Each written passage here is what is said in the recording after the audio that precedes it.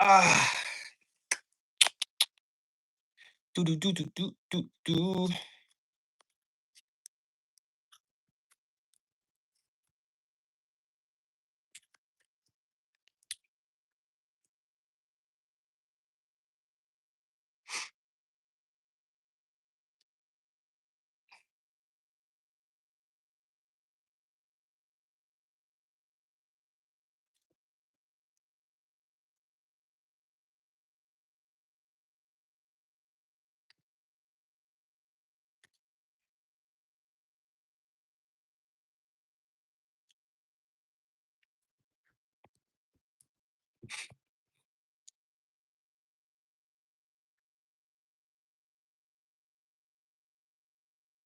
What's up, JC?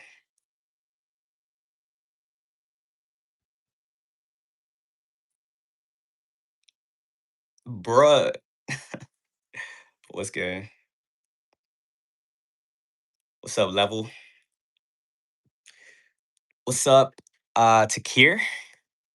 You always pop up on my For You page. Shows that we are working. I appreciate the support. I feel like you know my life. You are not alone. What's up, Soul Family? What's up, Traj? It's Mr. Weathers. What's good? But as promised, guys, yesterday we were doing a spiritual warfare live. Today I'm gonna get back.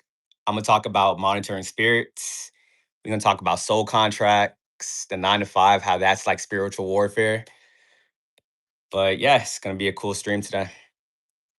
On a TikTok side, once you guys get me to 10K likes, we will get started. So keep tapping the screens. But yeah, monitoring spirits is definitely a real thing. If you guys have any questions you want to ask before we get into it, now's the time to ask. Appreciate the heart, man. I'm gonna say like one thing, guys, before I even start getting into like the mainstream. Just be careful who you talk to. Understand that not everyone that is asking you questions with a smile on their face, that does not mean that they are an ally to you. A lot of people out there, they hate to see you shining. They hate to see you winning. Some of you guys can't even perceive that because you guys be thinking, oh, you guys want everyone to win. You want everyone to be abundant. Someone can literally see you smiling and start like clenching their fist and start thinking to themselves, how can I ruin this person's life? And that's why some people are going to study you guys, try to figure you out, try to see what your weakness is so they can take you down. And all this stuff sounds like fiction. All this stuff sounds like a movie, TV show, all because this stuff doesn't get talked about out loud. You got to see it and you got to like just peep it and move accordingly until it happens. Facts. LIT, appreciate the rose. Love from Australia. Welcome in. How do you like Australia? Do. Everyone that's on a TikTok side, make sure you guys subscribe to me on my YouTube. If you can't stay for the full stream, I know it's a little late. You can watch it on the YouTube side. Monitoring spirits, though, guys, just understand that they pretty much stalk everybody. But if you are someone that's vibrating very high, you become a target because then they definitely want to figure you out. Especially if you're someone that doesn't talk a lot and you stay to yourself, monitoring spirits are going to be obsessed with you because how dare you move in silence? You watch me on Instagram? Hey, appreciate the support.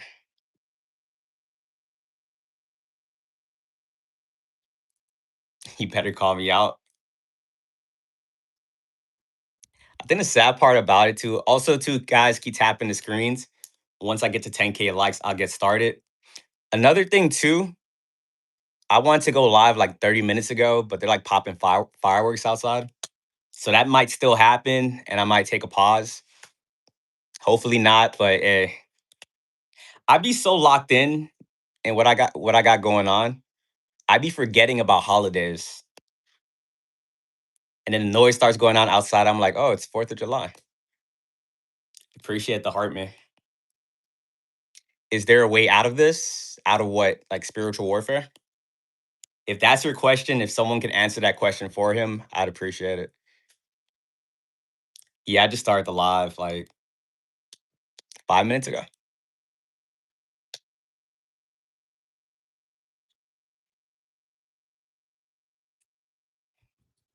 Good morning, Nikita.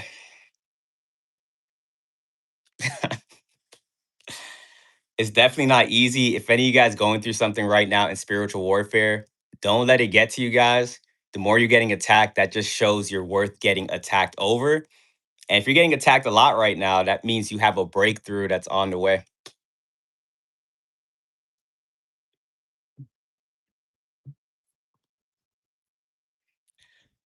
Itty bitty, appreciate the follow. 1,000 more likes, guys, and we will get started. Let's go. Good morning. How are you? I'm doing great. How about yourself? Massive groups of people do the G stocking. Facts.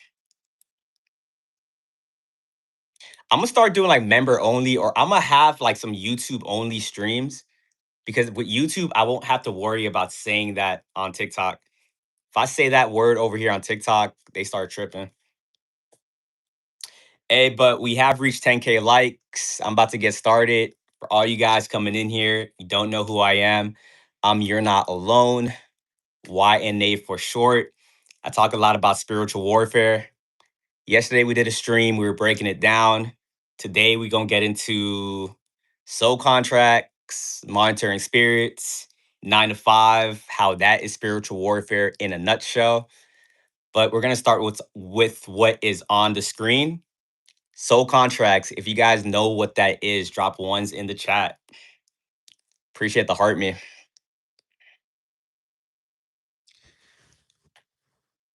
Ali, thank you. We didn't reach 10K, so I'm going off the TikTok numbers. So those of you guys that don't know, someone said one-ish. For those of you guys that don't know, you signed a soul contract to come down here. In that soul contract, it lets you know what is your purpose, what you're gonna experience, the certain lessons that you have to learn. When you were growing up, you probably told yourself, like, man, I didn't ask for this. Why do I gotta have this type of family? Da da da da. Come to find out, you did choose this because your soul wants to evolve. And the only way to evolve is by going through certain things because you came down here to get certain lessons. And also, on top of that, you came down here with a mission. But the thing is, we are born in this thing called the Matrix, and the Matrix is designed to make you forget. So we're all born with this knowledge, but then we end up forgetting. Some people, they're like very gifted and they remember since they're young. They don't have to awaken. But for a majority of us, we have to awaken back into that knowledge. Also, they might pop fireworks outside, and if it gets really loud, I'm gonna pause the stream. Hopefully not. But back to the whole matrix. Some people are gifted. A majority of us have to awaken to the knowledge. And that's why you'll get things like deja vu, the synchronicities. When you actually tap into source, you start remembering all these things and you start getting what we call as downloads. To everyone that be watching my content, I even be saying that you don't have to watch me. You don't have to watch these videos. At the end of the day, all the answers are within. If you guys take time to meditate, to fast, do things to raise your frequency, you'll naturally start to remember this stuff on your own. But the Matrix doesn't want you to remember this stuff. The Matrix wants to keep you on this planet because this planet is a reincarnation trap right now. And they're keeping you guys reincarnating because you guys have something that's very valuable to this Matrix. And what is that? Someone drop the answer right now. What does this Matrix want out of you guys? What do you have that's so important that they have to keep you guys reincarnating and coming back here time after time after time again? Stevie was quick with it. TikTok TikTok won this one. Stevie says energy, and that's all it is. Energy is everything in this reality, and they want your energy because without you guys, this matrix wouldn't be functioning. We be thinking it's this complex. We be giving too much power to the matrix, to the people at the top. If we all woke up one day and we said we're gonna stop giving our energy to this matrix, this whole thing will come crashing down. But we can't do that because people are under a program, people are under a spell. If you went out there and you told everyone, like, hey guys, we're in a matrix, everyone stop going to work, everyone stop giving the matrix your energy, they're gonna look at you like you're crazy. And this matrix has people programmed to be like, if you go against this system at all, you don't even have to say anything. If you just choose to kind of check out, you immediately become a threat to the system. A lot of us had to learn this when we first awakened. When we first awakened, we didn't go out to like everybody in the world and say, wake up, but we started small. We started with our family members, our friends, and that was like one of the worst decisions we could have ever done. And that's why a lot of people feel lonely after they awaken because you can't take everybody with you. It is lonely at the top. And that's why when you guys awaken, you guys got to go through things to be comfortable by yourself. All of us in here probably experienced an isolation season. If you didn't experience one after awakening, that wasn't a lesson you had to learn. But for a majority of us, after we awakened, we had to go through the most loneliest period imaginable because we had to learn to be by ourselves and not let people around us influence us. Because everything around us, guys, is the matrix. You just don't awaken and now you're just good and you're out of the matrix. This is like a everyday battle. This is a spiritual warfare. Now that you're awakened, you're going to constantly have people try to push you back into the matrix, even though that's impossible. Because once you awaken, there's no going back. You awaken, now you see through this reality, but they're still going to try. They're going to try to ostracize you. They're going to try to call you crazy, say you don't know what you're talking about. And if you guys want an example, you'll get one throughout this stream. I talked about energy vampires yesterday. When you are someone that's vibrating very high, you're going to have like a lot of energy. Energy vampires are going to doom scroll through this app, see what we're talking about. And instead of just keep scrolling, they're going to come in here. They're going to try to attack me. I'm experienced. I don't let that stuff get to me. So once I ignore them a lot, they're going to start attacking you guys down in the comments. I can't tell you guys what to do. I can only tell you if I was in your position, I would ignore them because if you go back and forth with any type of energy vampire, they're going to take your energy. And back to the soul contracts, we are all put here with a mission, but a lot of us end up forgetting. A majority of us forget it like when we're born. But once you start awakening, you start being on the path less traveled long enough, you'll get a download to let you know what your purpose is. Some people always ask me like, "Hey, like what's my soul contract? Can you tell me? Can you tell me?" Remember, you guys can't keep going externally to get the answers. I can only give you like I can't give you guys all the answers. At a certain point, you guys got to go within and figure this stuff out for yourself because everyone has a different purpose here on this planet. But at a baseline, a majority of us, if you're a chosen one, a star seed, indigo child, black sheep, at a baseline, we're light workers. And as light workers, we're put here to help raise the vibration of the planet. When you were growing up, you didn't know why you were hated your whole life. You just thought something was wrong with you. You had these people convince you that you were like a demon or something. Whole time that was people projecting because you're put here to be a light. And when you are around people that are in the darkness, they're not going to like you guys at all. It could be your family member, it could be your friend, it can be your coworker. If you got a light about you, a lot of people on this planet hate positivity. If you're someone that knows who you are, you know what your soul contact contract is, and you walk in confidence, you're going to trigger a lot of people. And now that you guys have this information, though, it's very liberating as opposed to before when you didn't know what was going on. You kind of just took everything at face value and you were trying to figure it out. So to now know that you were never the issue, that you're a light worker, that you're put here to raise the vibration of the planet, it's still kind of annoying, still going through the attacks, but at least you know what's going on. And as light worker, you're gonna find yourself in like some of like the craziest situations, and you're gonna be like thinking like, why is this happening right now? Some of you guys as light workers, you be trying to have just regular friends. You guys be trying to date regular people. You guys are starting to figure out that as a light worker, someone that vibrates very high, having friends and dating is going to be very hard for you. Because if you're around people that don't want to grow, that's traumatized, that is operating out of their shadow dominant consciousness, you're going to become an issue to that person. And we're going to talk about it a little bit later. But when you vibrate at a certain level, you're just going to start unlocking monitoring spirits in other people. And as a light worker, you guys have a target on your back because in this spiritual warfare, people are always trying to convert you. You're either getting converted to the side of darkness and evil, or you're getting converted to the side of good. And that's what you guys are doing. Give me 1 second.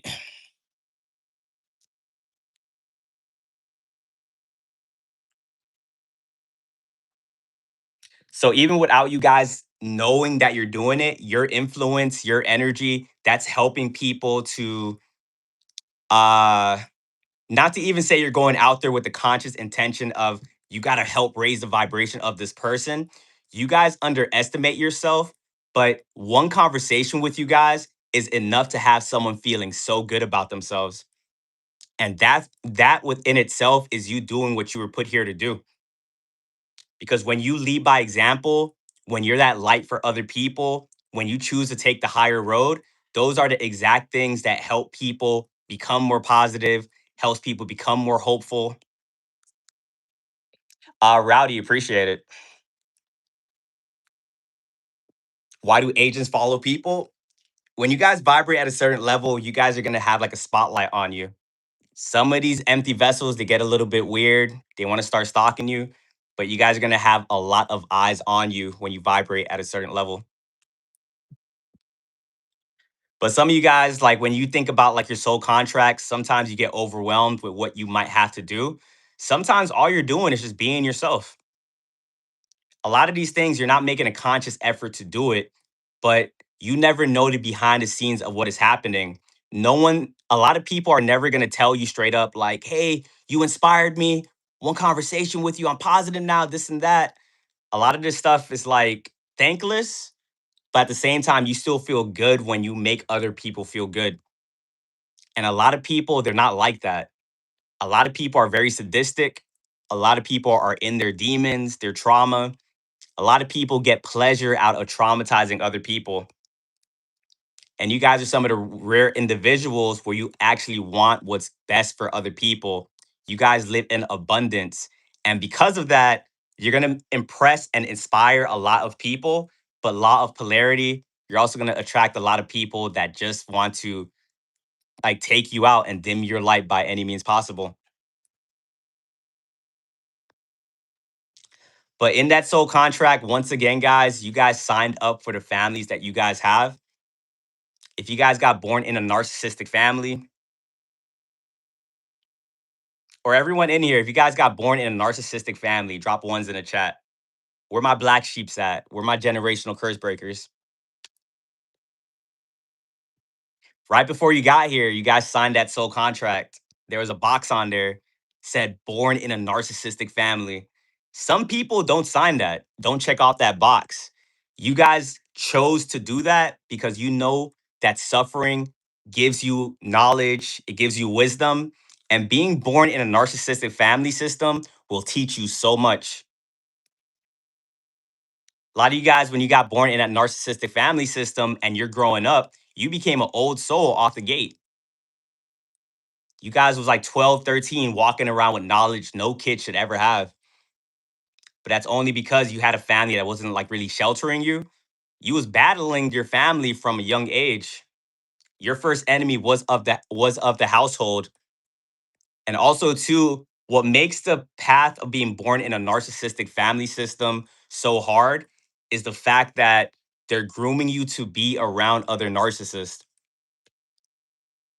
So you're being with your narcissistic family. You're like, all right, I'm gonna get away from them. These demons be body hopping, guys.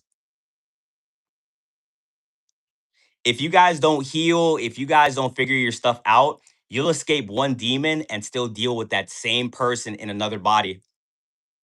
So when you get away from your family and you don't heal, that demon's gonna find you and still do the same thing to you. And that's why you be thinking to yourself, like, why do I keep attracting the same person? Why do I keep attracting the same person? And you guys are deep thinkers. It might get you for a little bit, but eventually, because of how you think, you start to figure stuff out. You guys start going to therapy. You guys start meditating. You guys start journaling. You're like, oh, this is because of my family. And remember, in that soul contract, you knew how this stuff was going to play out by going through that narcissistic family system and being in these other narcissistic environments. That was what woke you up. That's what made you start questioning things. People that grow up in healthy family systems, they don't figure this stuff out until like way later in their life, if at all. Some people get born in healthy family systems and they go their whole life not even thinking this stuff exists. But you guys had to figure this stuff out because it was either figure it out or not be here today to tell the story. Because the only reason a lot of us even awakened was because these demons tried to take us out. We was growing up, we kept thinking this stuff was normal, kept thinking it was normal, kept making excuses for them, kept giving them the benefit of the doubt. And then one day they pushed us to our breaking point.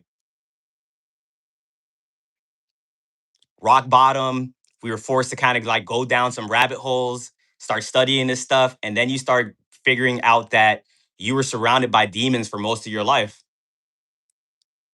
And then a lot of you guys got to go through the 5 stages of grief because figuring out people are manipulating you your whole life and you didn't know what was going on, that is a shocker. That will make you be thinking like, yo, like these people are supposed to be protecting me. They're supposed to be my loved ones, but they were actually trying to take you out. So then you guys go through the depression, you go through like the denial. You're like, nah, it's not really this. I'm crazy. Until you get to that acceptance stage. And once you get to that acceptance, that's a beautiful thing.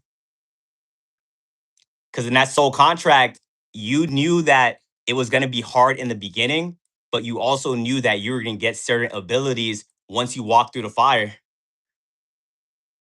Because yes, that stuff was horrible. Yes, you went through the worst of the worst, but honestly, you came out of it with abilities. And I think that's a plus, honestly. How many people out here can really say they have the gift of discernment? How many people out here can really say they get visions through their dreams and all these different things? You guys got these gifts because you passed certain tests. You guys passed certain tribulations. The only reason you guys are even in this chat was because you passed those tests to hit that frequency. You guys just don't find my live by accident. People ask me, how do I know the things I know? How do you know what I'm going through? You guys aren't alone. That's why I call my account You're Not Alone. We're out here experiencing the same things. I make a very niche video, goes viral. Everyone's like, you're going through this too? You're going through this too? That's because you guys are at a certain frequency and we're battling the same demon out here. Battling the same they all do the same thing. That shows you that it's the same demon running the same manipulation tactics, doing the same weird things. And it's a liberating feeling to know that you're not alone, that there's other people out here where we're just fighting the same battles. And that's why it's cool having a community online of people you can talk to because talking about these things in real life, people are going to gaslight you. That's like the main thing they be doing.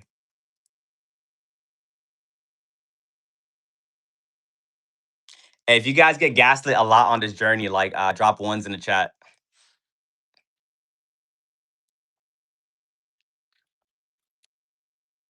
Someone that fully knows who they are, has the abilities that you guys have, and is confident in their abilities, they know they can't beat you on an intellectual level. So with that, they're gonna do things to manipulate you guys. And the gaslighting you're gonna get on this journey is insane. And that's why you guys had to go through some of the things that you went through to gain the confidence to not let people gaslight you. Because when you were just figuring this stuff out, the gaslighting that people are doing, they will take this stuff to the grave. Even without your abilities, you can catch someone red-handed. You can have the proof, you can have the evidence and all these different things, but they'll take it to the grave. And this stuff will frustrate you because on top of you guys are like very genuine individuals. You guys are on the path of trying to be as authentic as possible, as real as possible. Come to find out that these people are not playing fair.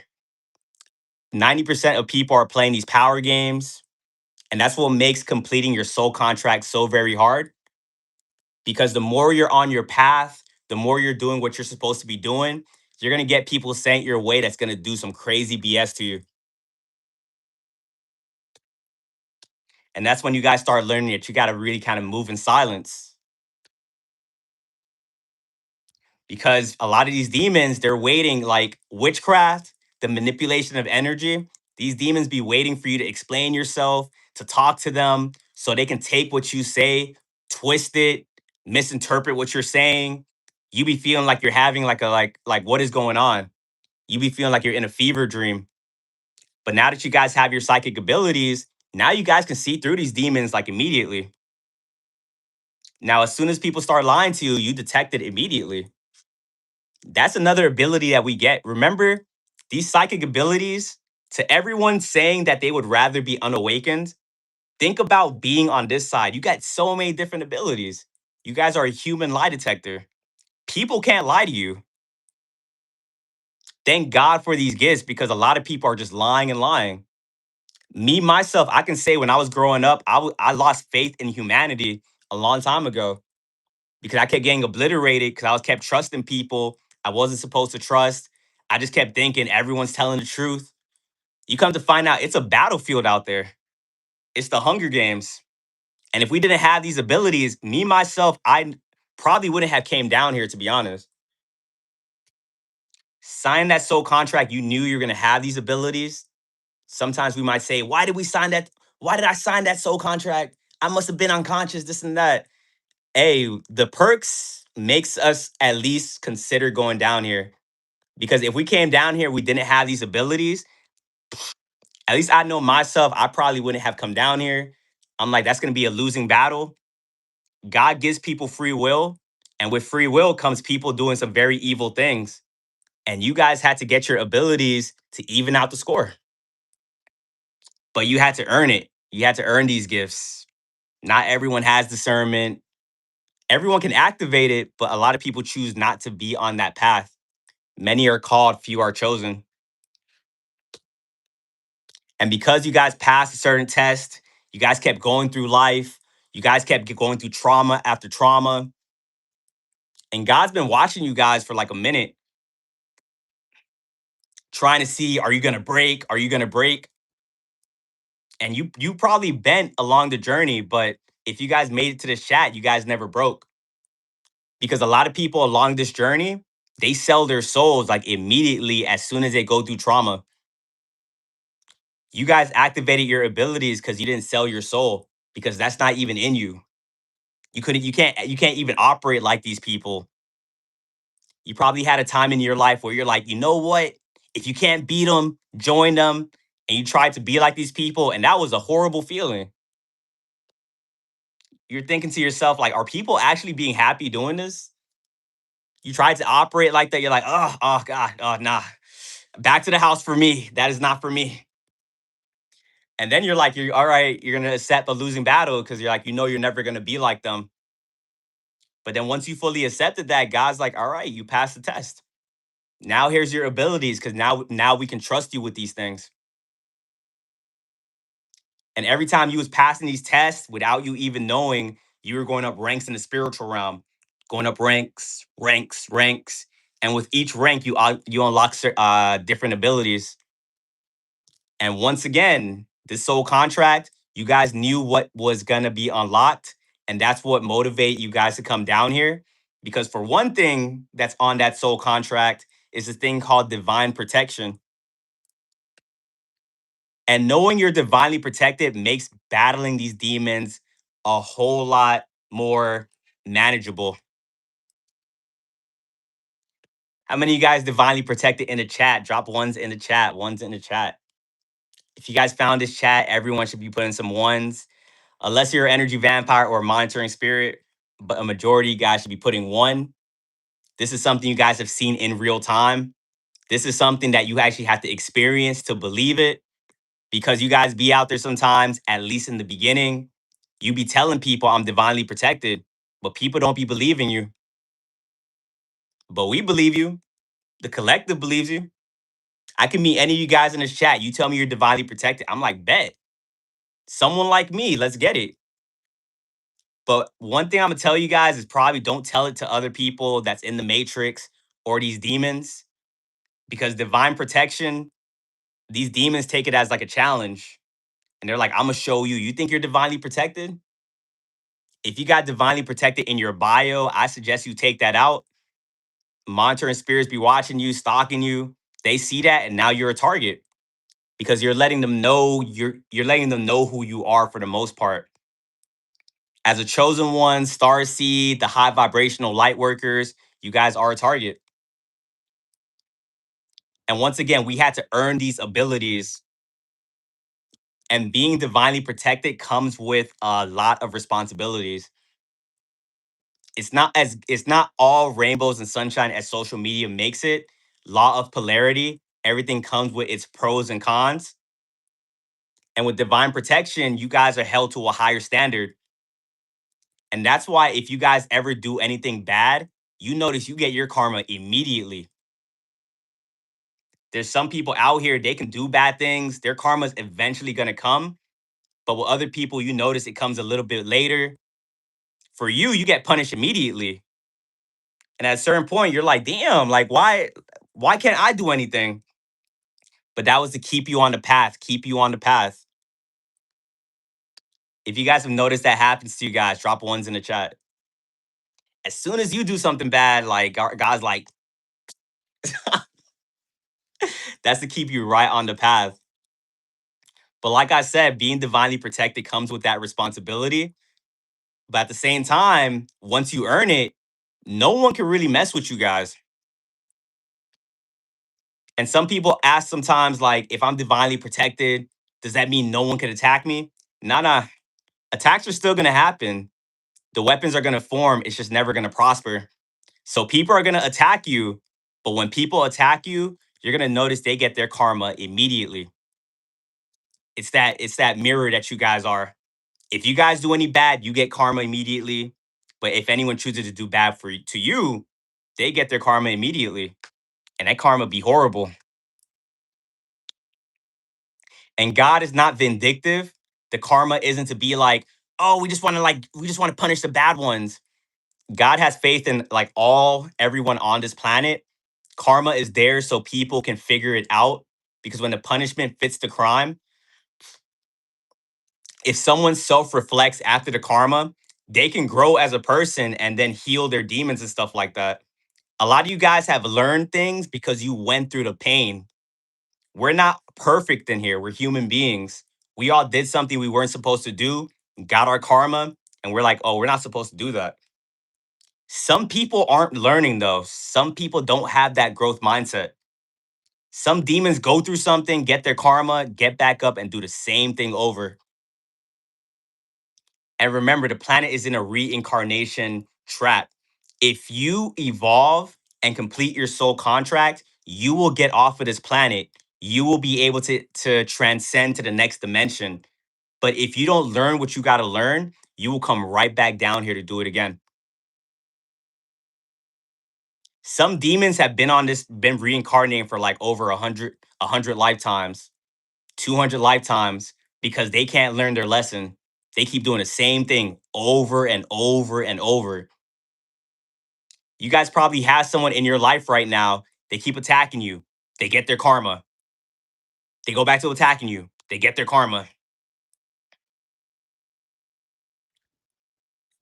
So much that some have invaded my personal space. A favor, we're gonna talk about that when we get into monitoring spirits. But that's definitely something that happens. Appreciate the gift. But yeah, people that do that, they don't learn their lesson. And if they don't learn their lesson, all you can really do is observe those individuals and know if they keep doing this, they're gonna keep reincarnating on this planet. And that should also show you guys that no one else's trauma is your responsibility. If someone keeps attacking you, God is going to bless you if you're not someone that is a vindictive person. And if you guys are divinely protected, that means you guys aren't vindictive. You guys aren't vengeful people. So people are going to attack you. Let them do it. Because when people attack you, that's free energy for yourself. One thing that we've become on this journey is master alchemists. And now when people attack us, they're going to get their karma. And it just doesn't stop right there. That means that you're going to get blessed in some type of way if you don't take karma into your own hands.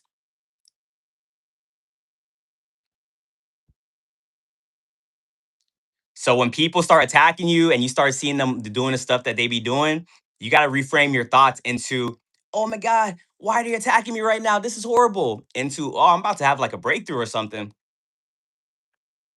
Every breakthrough that you guys have had has been right before everyone just started being super weird with you. Everyone started attacking you. Everyone started to like do some weird things to you. That's because people could sense when you're about to timeline shift. And that's what life is about. Like if you keep learning the lessons you're supposed to learn, if you keep evolving, your frequency keeps going up, you're gonna keep on timeline shifting. But right before you timeline shift, you're always gonna have that group of people just start tripping on you. Because on this journey, you can't take everyone to the top. The only one that can really be around you are people that are growing like you, that are thinking like you. And as you guys can see, there's so very few people that think like you guys and is moving like you guys. You guys, every day you wake up, you're a new person. You guys are always thinking. No one ever knows how deep you're actually thinking, but you guys be doing shadow work on the go. Kenneth, I appreciate that. Thank you. Some of these demons, they don't grow for like 20, 30 years or their whole life. They stop growing at some point in their life. And that's why you notice that with some people, they're like kids in adult bodies. You guys can't even stay stuck in one level. You guys are always thinking, and if someone manages to like manipulate you or get one over on you, trust that you're doing shadow work that same day. Your guys' ability to hyper focus and self improve and figure this stuff out is the reason a lot of demons are very afraid of you, because you guys are out of the box way of thinking. You guys aren't a bot. You guys are not NPCs. Your discernment will allow people to not really be able to manipulate you, but you're not all knowing. So someone's eventually going to get one over on you, but you guys are so advanced that when that person does do something to you, you're thinking that same day, you're trying to figure out how did this happen to me? What did I do to attract this person into my reality? They're thinking that you're going to be dumb and stuck in that level forever. After that conversation, you're probably on TikTok typing in that situation, typing it on YouTube, and then the next day you're going to come and then that demon's going to do the same thing to you. Because remember, these demons are not evolving. They get you once, they're going to do the same thing to you over and over. And once you learn the lesson, now you get to a frequency where that person is going to fall out of your life. When you guys start mastering quantum jumping, timeline shifting, not being attached to a reality, not being attached to a person, this stuff becomes fun, if anything. If life is too peaceful, that's how you know you're not growing. But if you're constantly being bombarded with stuff, you're constantly having weird people come around, that means you keep evolving. And this life is new levels, new devils. You're never going to get to a point where everything is just like good, like no more issues. Some people in the spiritual community, they be saying that. Nah, spiritual warfare. I hate to break it to you guys. I don't want to give some of you guys psychosis, but this is a forever thing. But you knew what you signed up for before you came here. But once you get to a certain level, this stuff does not be bothering you. Once you truly make it to the 5D, you see the attacks, they have no effect on you. If anything, you just start feeling sorry for the people that are coming against you and the people that are attacking you. You guys start hitting that type of empathy where you start feeling bad for other people because you guys know how protected you are. People start attacking you, you start being like, damn, you probably gonna lose your job or something. You probably gonna go through a breakup, lose your money. And then people start figuring out that you're like the wrong person to play with. Because on this journey as well, a lot of people are gonna take your kindness for weakness. A lot of people think they have discernment, but they really don't. They'll look at you and be like, this person hasn't went through anything. I'm gonna humble this person. I'm gonna show them. And they gotta find out the hard way. And some of you guys be feeling bad for these people. I'm gonna say, don't feel bad. They chose their path. You chose the path of good. They had moments in their life, they were getting the same signs, the same synchronicities, the same intuitive messages, and they chose to ignore that stuff and became the demon that they are. And you are placed in these people's life to expose the demons within them because they're supposed to grow from it, but a majority of people don't grow. Some people ask me all the time, can narcissists change? Can narcissists change? They can change. Some people are going to say they can't, but everyone has the ability to change. But if you ignored your lessons for so long and you became a narcissist, at that point, you're really far gone. It's possible, but at that point, you got to have some type of ego death.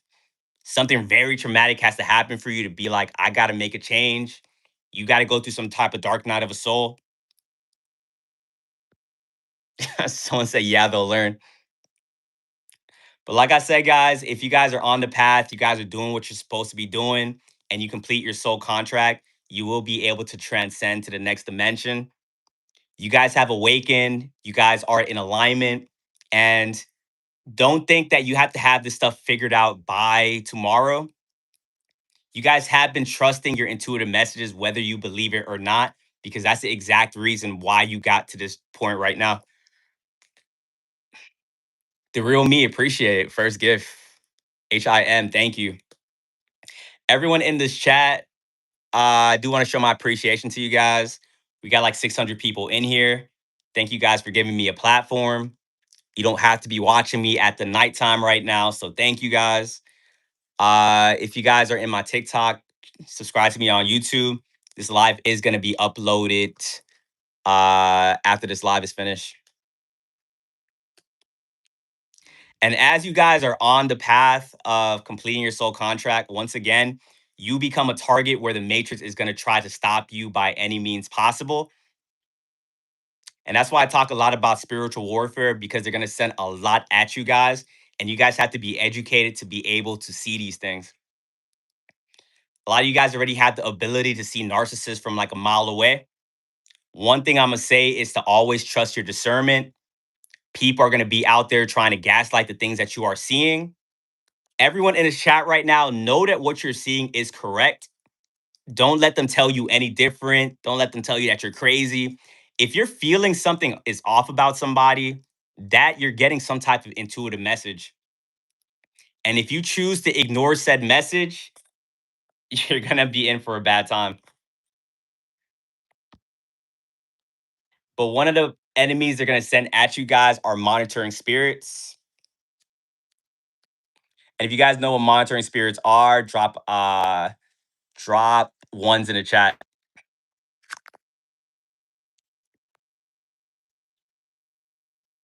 We did spiritual warfare live like yesterday where we broke down narcissists.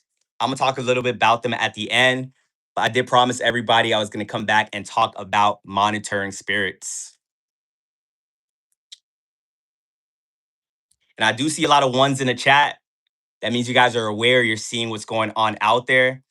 But monitoring spirits, guys, in a nutshell, are spirits that are sent your way to try to sabotage you. And there's many different ways a monitoring spirit can sabotage you. Understand at their basis, they're trying to figure you out. They're trying to get some type of information from you guys.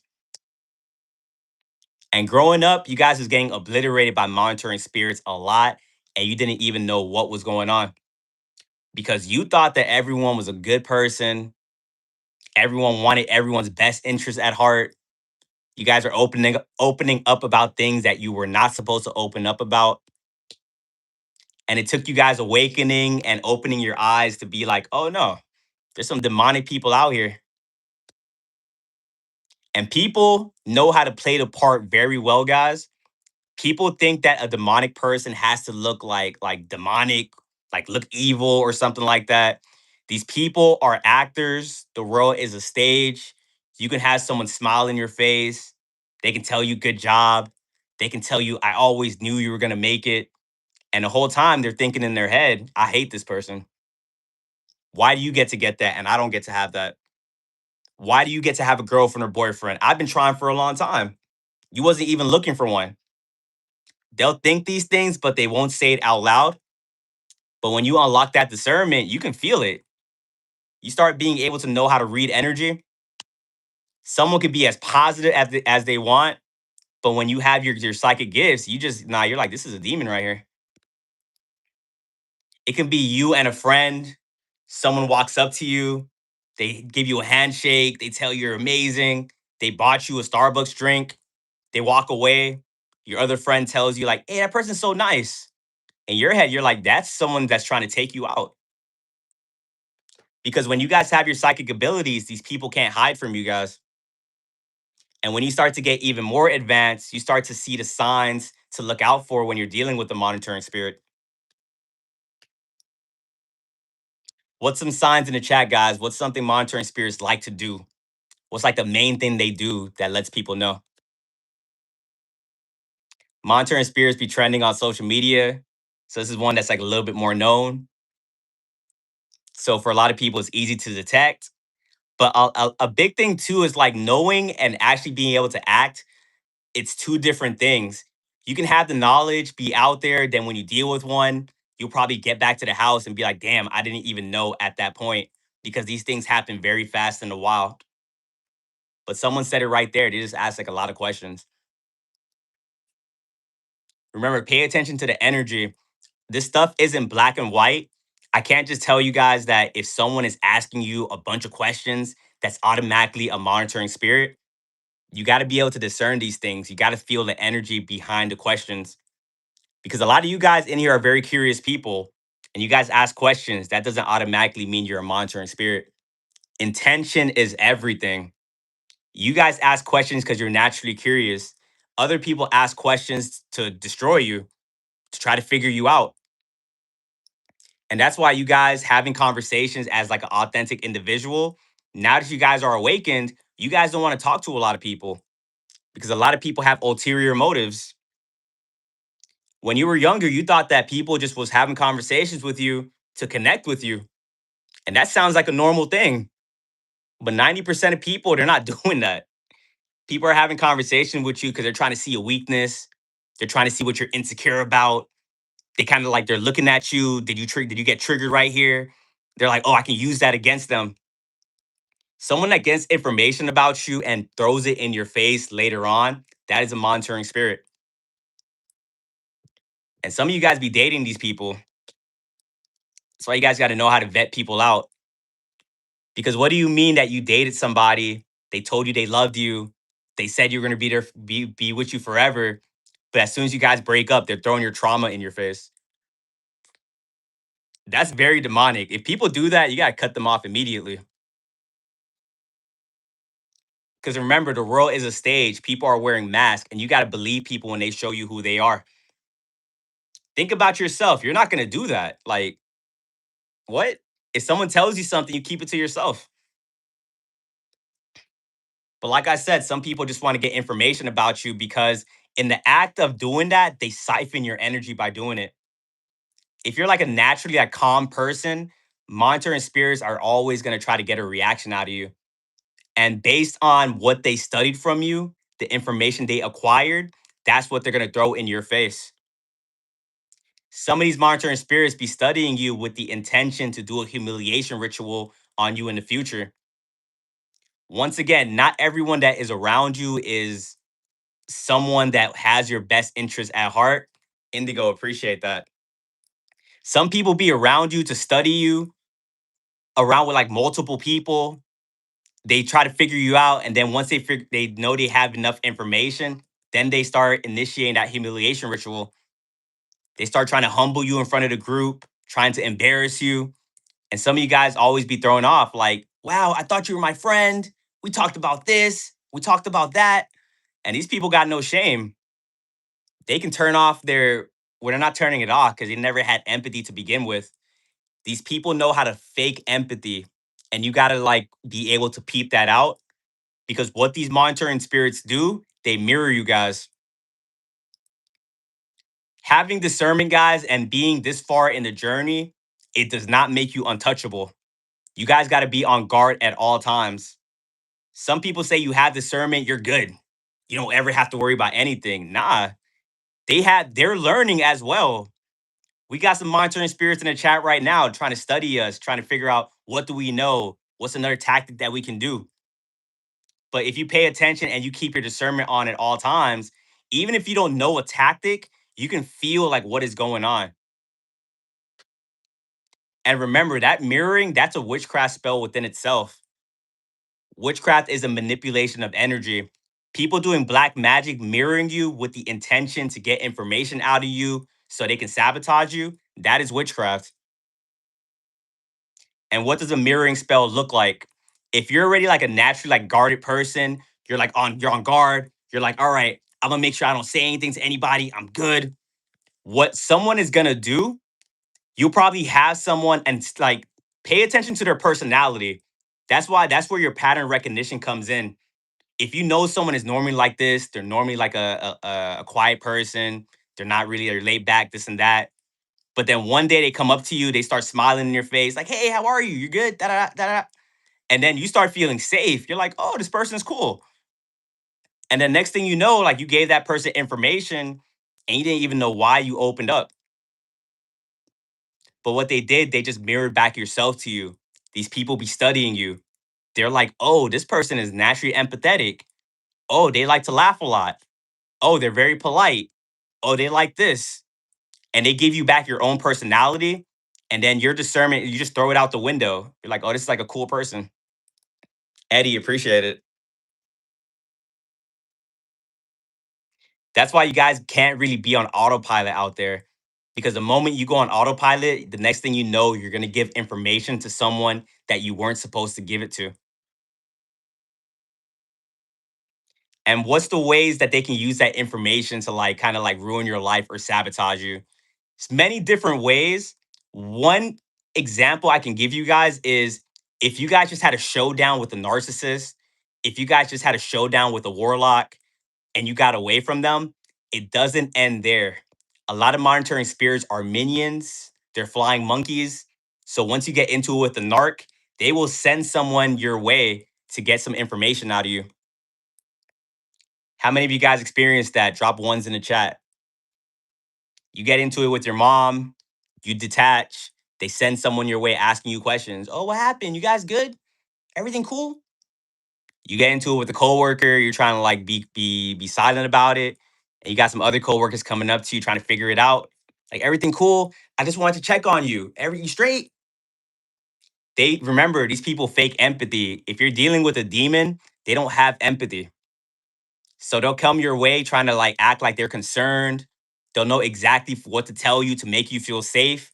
And the next thing you know, you open up. And then what is that monitoring spirit going to do with that information, guys? Is that monitoring spirit going to keep it to themselves? They're like, oh, they trusted me with this secret. I'm a protect it. I'm gonna take it to the grave. Is that what they're doing, guys? Spread it, use it against you, smear campaign. And monitoring spirits wants to take you out, guys. They're not just going to spread it. They're going to go back right to the source and tell them exactly what you said. That narcissist you got into it with, that monitoring spirit comes your way. They get that information. They go right back to the ringleader. And now they're laughing behind the scenes because they'll use that information to do some type of witchcraft attack on you. Remember, witchcraft is a manipulation of energy. If you're ignoring people, if you're not feeding into the BS, they can't manipulate. And that's why a lot of warlocks, monitoring spirits, they hate when you move in silence Because if you don't say anything, what can they misconstrue? What can they manipulate? But if uh if you open up to the monitoring spirit and you give them that information, you give them that energy, now they go back to the narcissist and now you find yourself in an even more horrible situation. They're going to use that said information, do some type of smear campaign on you. When if you just didn't say anything, you would have been straight.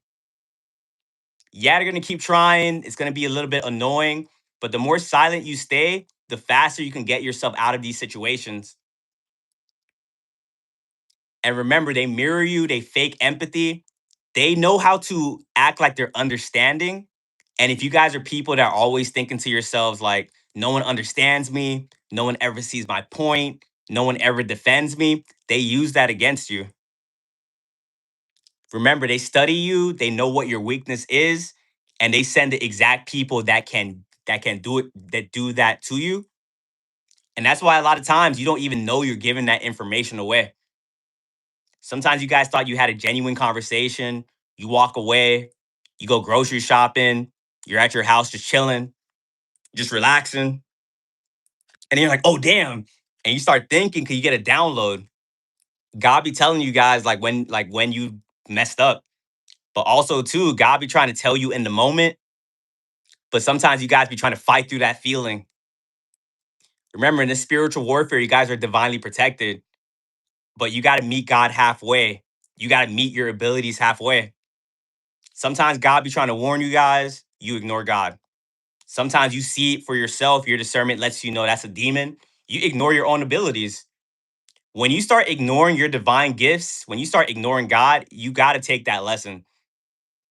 Remember, life is all about lessons, evolving, stuff like that. It's going to be painful, but the pain has to be so bad that you learn to never do that again. And trust me, it happens to the best of us. You don't just become all knowing and then like you're good. This stuff be happening fast. These demons come when like you least expect it. They come when you're the most vulnerable. But if they get you, now you know again, like in the future, like, oh, I'm not supposed to do that. And God's gonna give you that same lesson again in the future. And you're gonna be aware enough to know that, oh, I dealt with this before. And then when you don't give up that information, you pass another test and you're one step closer to your new timeline. For a lot of us, our battles are specific to what we got to learn, and we can't get to that next level until we pass that test. So if you guys are in here and you keep making the same mistake over and over, you keep opening up to the person you're not supposed to open up to, you got to start paying attention, you got to start journaling, and you got to start becoming aware enough to not allow it to happen. Because if you keep falling for the same thing over and over, God isn't going to move you to that next timeline, because in that next timeline you have a lot more to lose.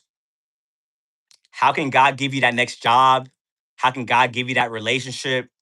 How can God give you more money if you're still out here telling everyone what you got going on? You guys have seen in real time that when you open up when you're not supposed to open up, that opportunity gets sabotaged in real time. And that's because you opened up to a monitoring spirit that did not want the best for you. Some of you guys probably had a job interview. You are prepared for it. You aced it. Interviewer loved you. You had them laughing. In your head, you're thinking to yourself, like, oh, I got this job. It's amazing. You call up one of your friends, you tell them, like, hey, I just had a job interview. I know I got it. This is amazing. Da da da. Da. After that phone call, you feel like a nasty feeling, but you don't know why you feel it. And then you never get a call back from that job.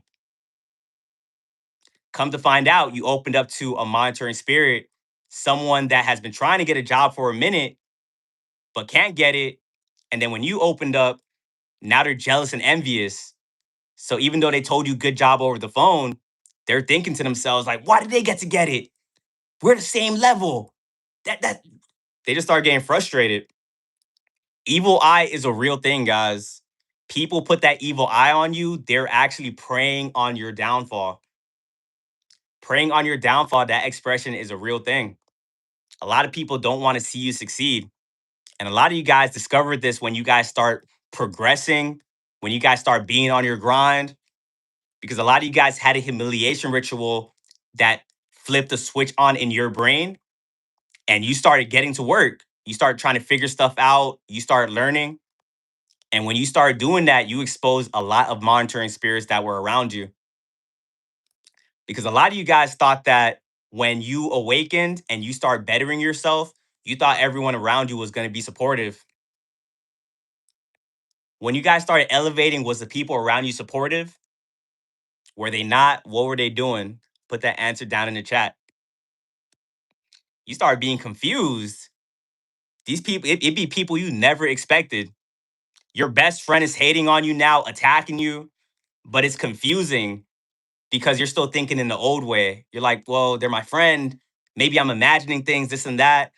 Hey, once you guys start elevating, you see the worst in people. People that aren't healing their demons and aren't working on themselves. Because there's some people out there where they live in abundance and you could feel it off of them. If you guys are in this chat and like you guys are on my frequency, I know I can open up to you guys. I come in here sometimes and I talk about things. You guys are like, good job, amazing, da, da, da, da, da. And I can sense it's genuine because you guys aren't in a mindset of if he gets this, then I don't. But a lot of people got a scarcity type of mindset. They think that if you win, that means that they lose. They think it's a finite amount of resources out here.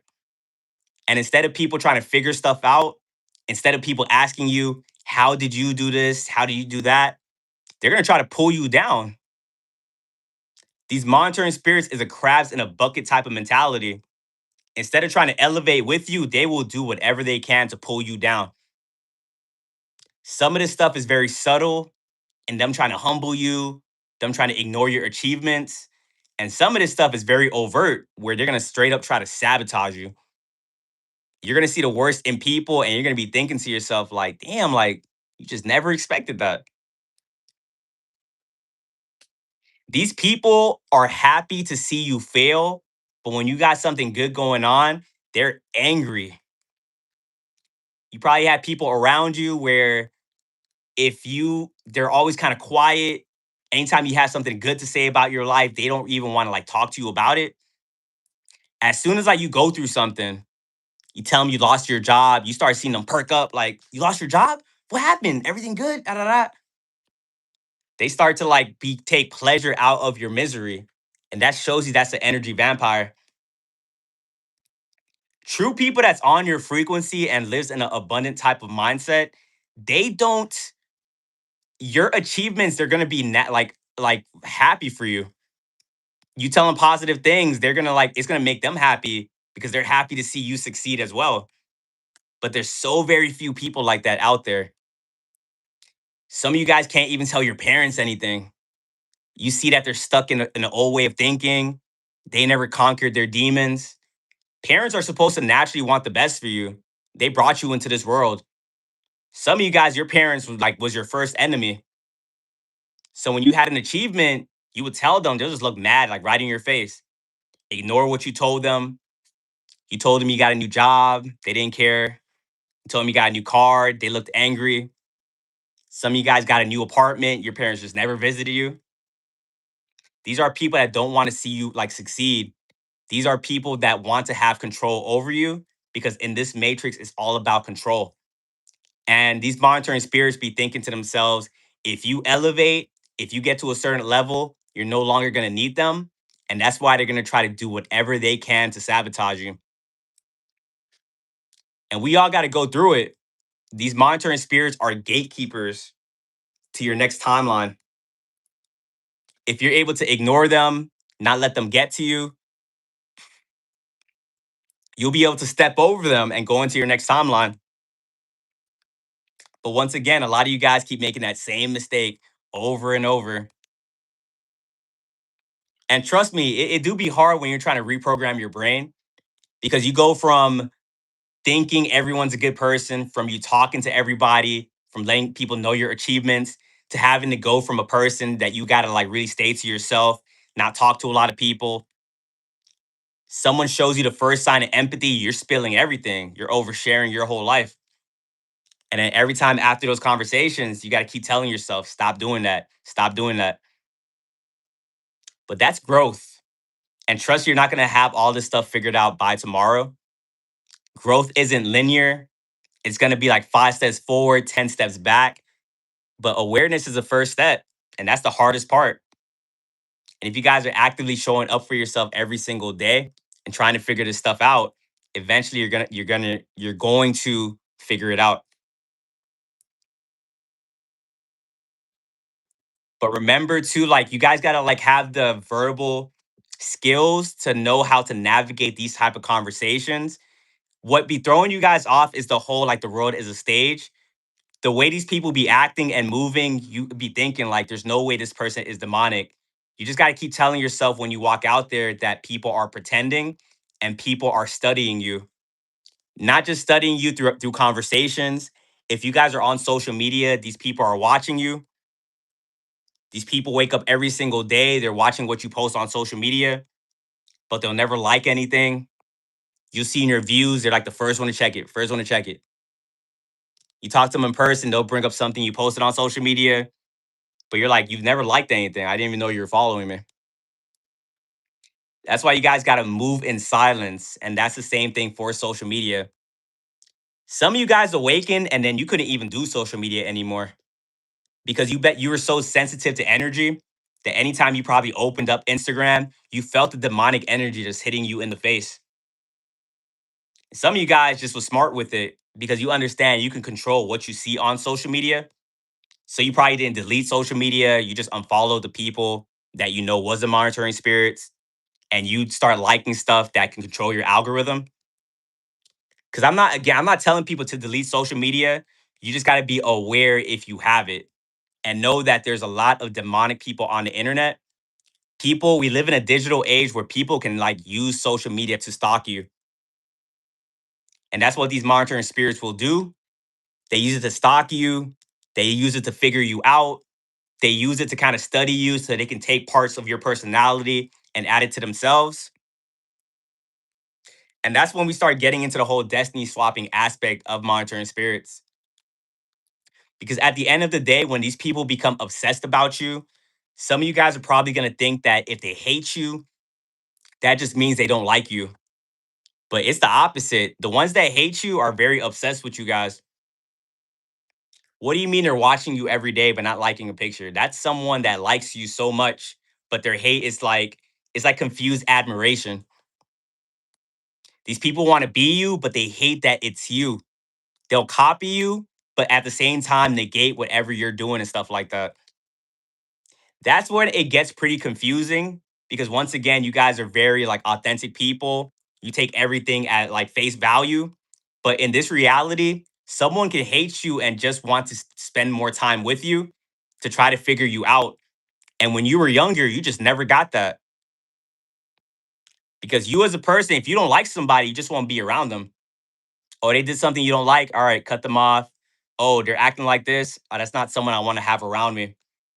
Some people can look at you from a distance, be jealous, start hating you, start clenching their fists, and then be like, put on the mask smiling. Hey, what's up? We good? We'll hang out this weekend.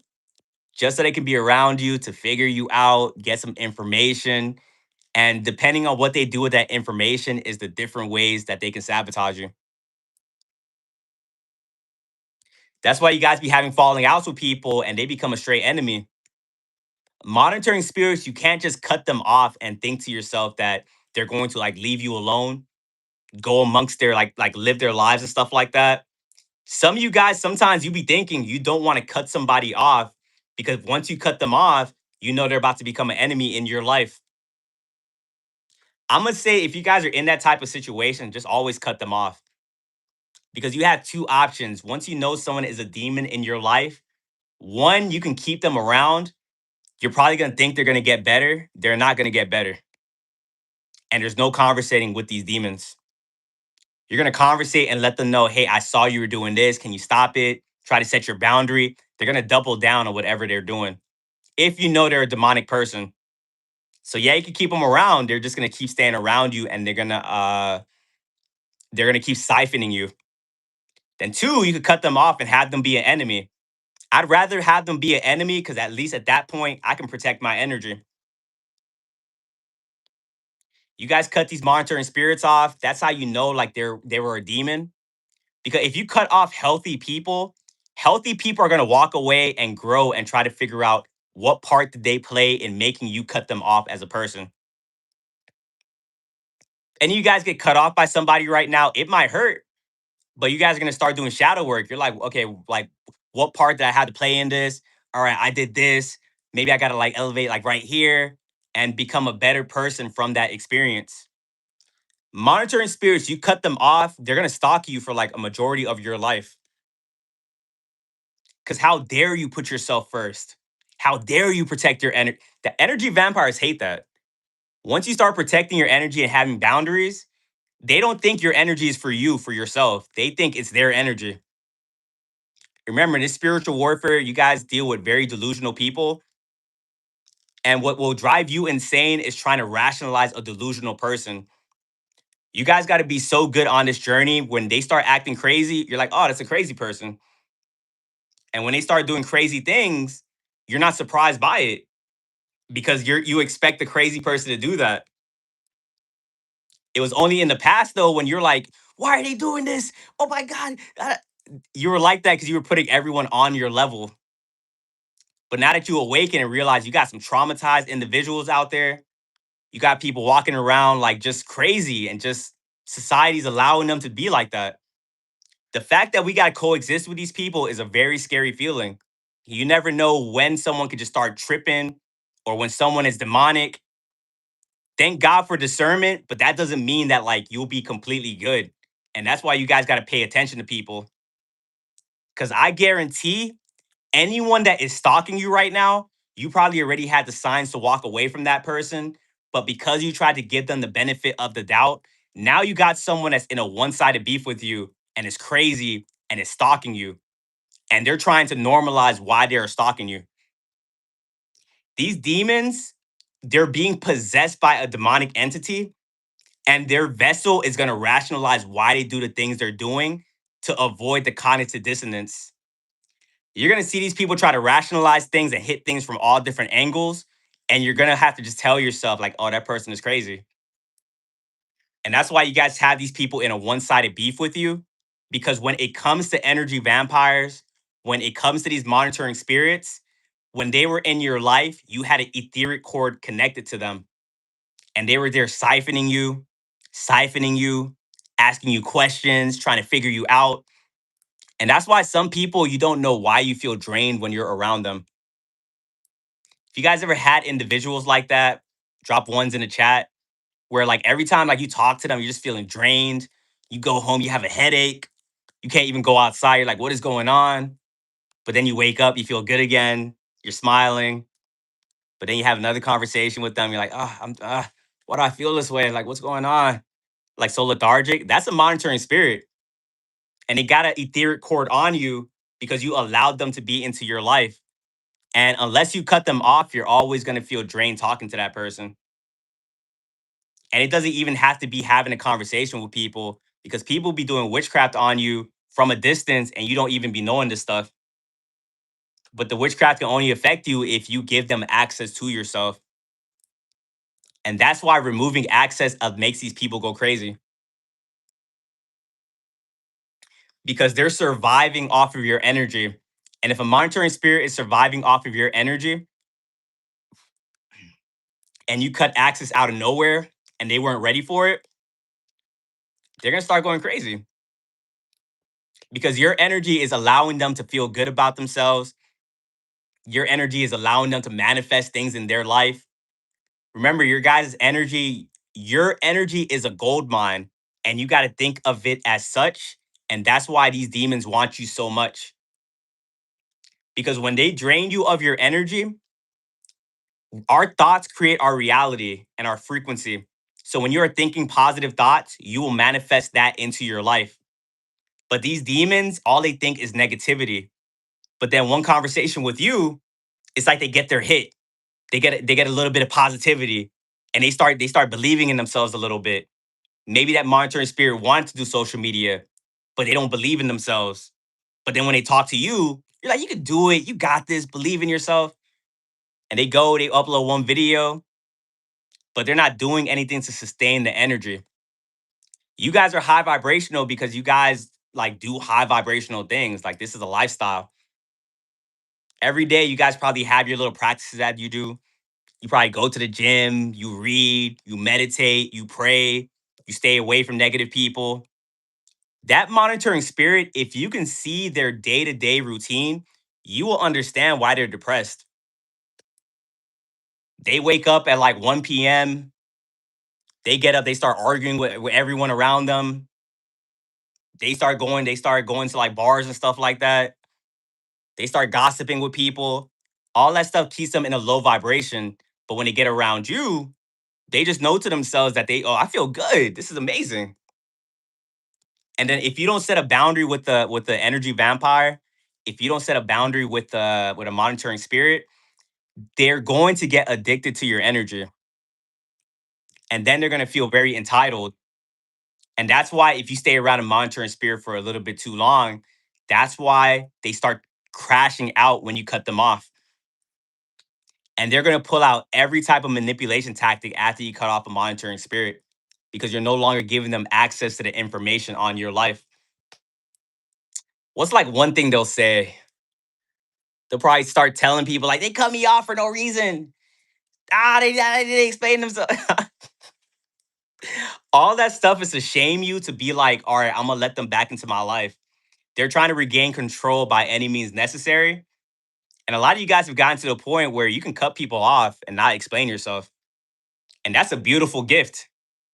Because in the past, when you didn't know what was going on and you were trying to explain yourself, that was driving you insane.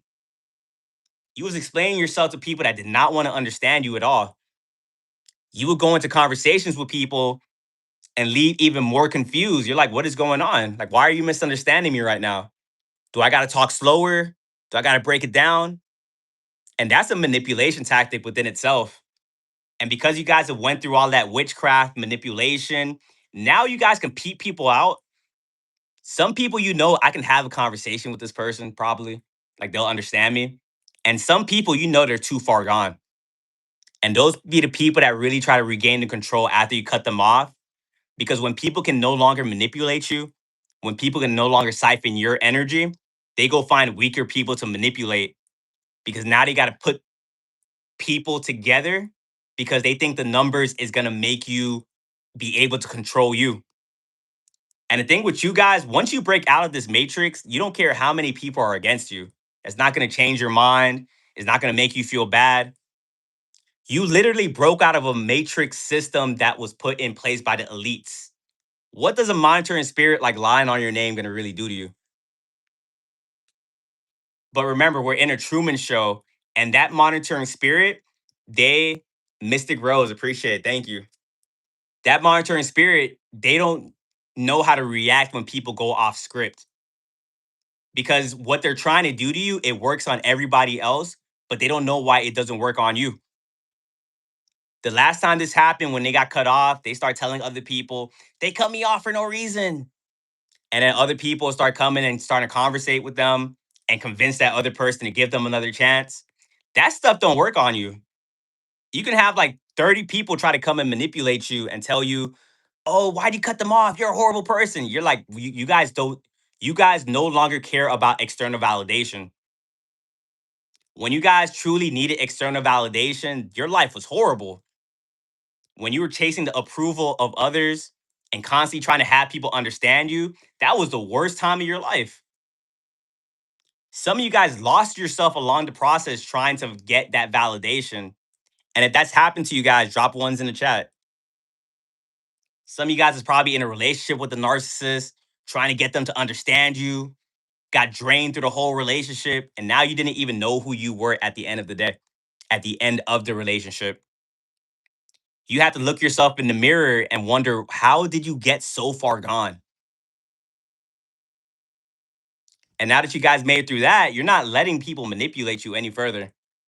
So, yes, 20, 30 people, hey, you've had people team up on you your whole life. You're a lone wolf now. And because you're able to walk like that, these people are very scared of you Because what do you mean you're not following the script? There's very few people that's not following the script.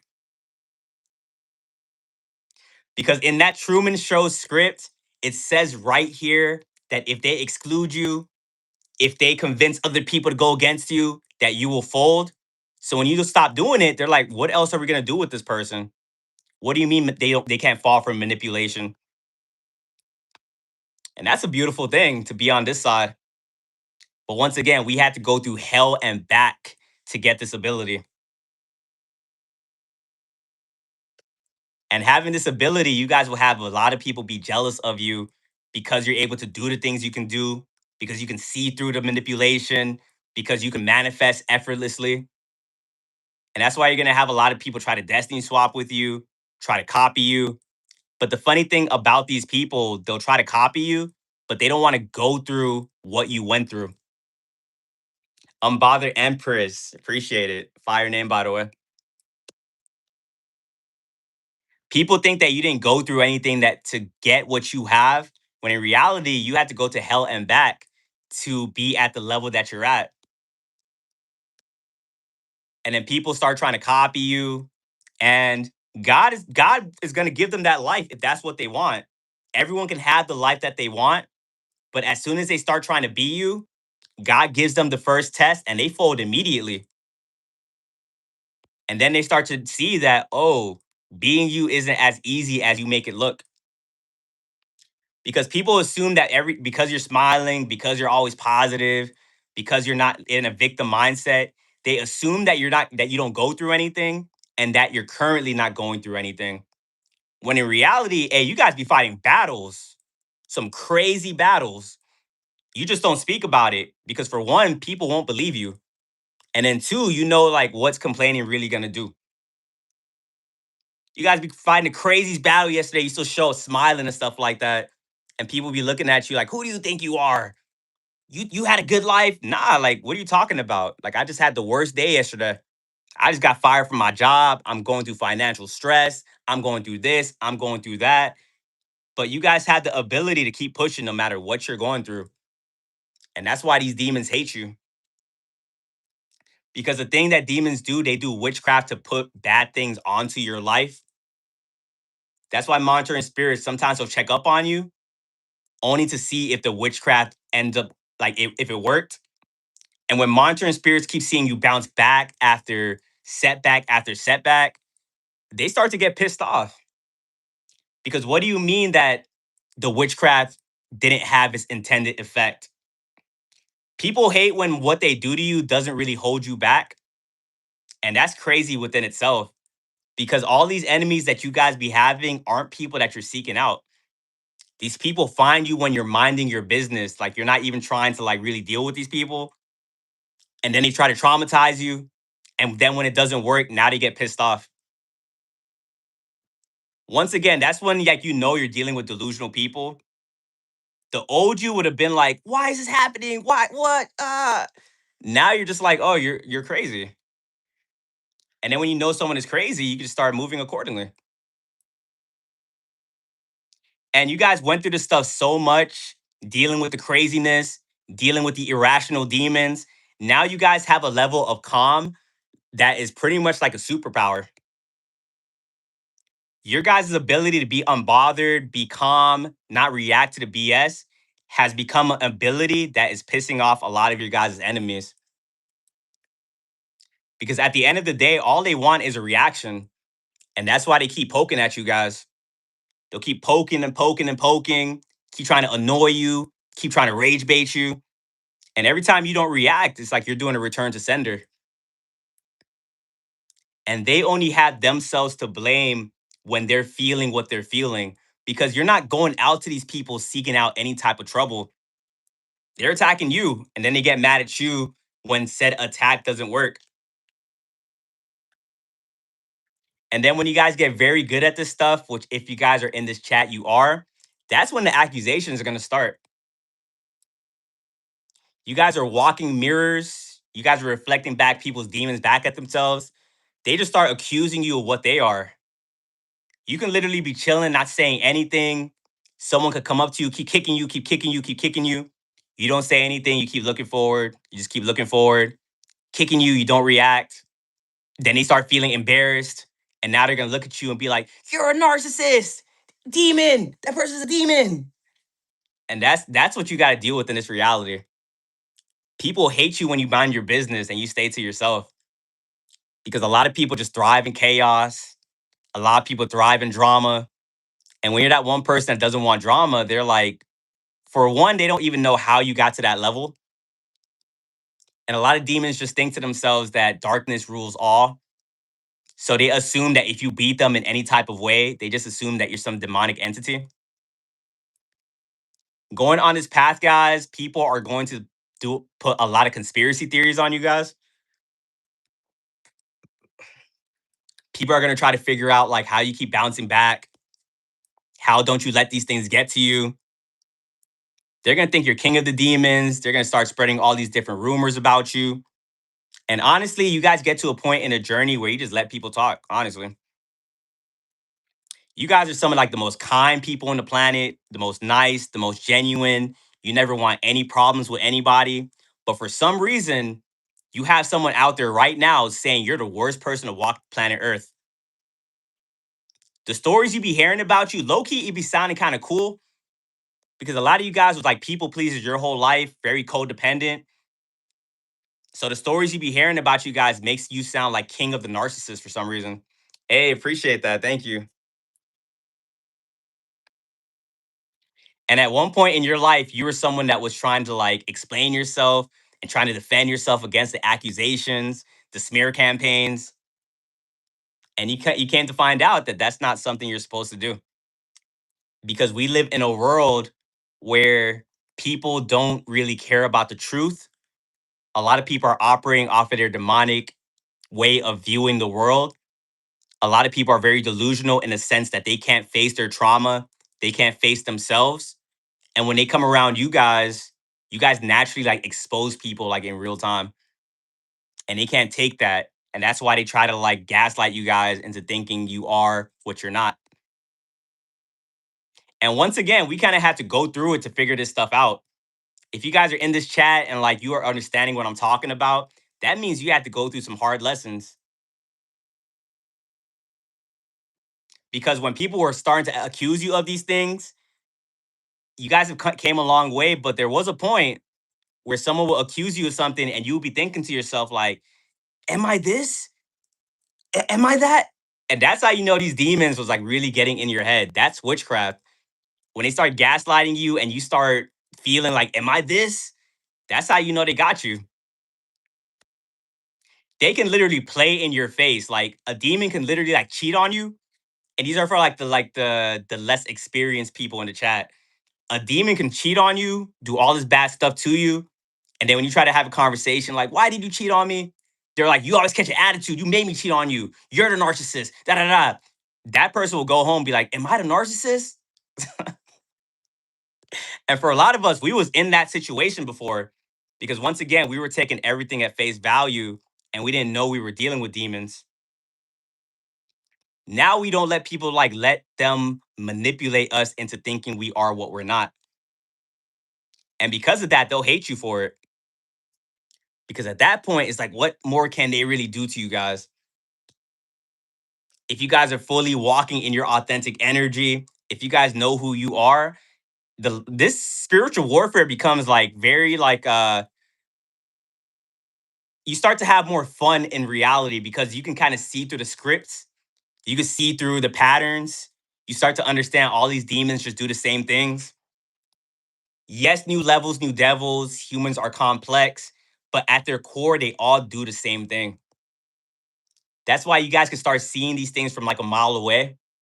You guys unlock the discernment to be able to detect that Judas spirit in real time. Exactly what Jesus Christ was going through in the Bible, you guys are experiencing real life biblical stories. You guys have the ability to call out a Judas that's in your life. Only thing with you guys is you guys don't like trusting your discernment. Sometimes you be looking at somebody as like that person's gonna betray me. You don't know why you thought that. It just like you just got like a vision, a download. But then sometimes you be trying to like give people the benefit of the doubt because You are we got like two sides of our brains. We got the logical side and we got the intuitive side. If you guys are spiritual, you unlock that intuitive side. But sometimes your logical brain, that part be fighting your intuitive side. Your intuitive side lets you know that person's gonna betray you. But your logical side is like, well, I don't really got proof. I don't know. Like I didn't really see anything. I want to get a confirmation. You guys got to know like when to switch back before between your brains, between the two sides. Because if you have a feeling, you're not getting a download like for no reason. Why out of nowhere you just thought to yourself that person's gonna betray you? And 90% of the time, it always comes to pass. You're with somebody out of nowhere, you be thinking like, are they cheating on me?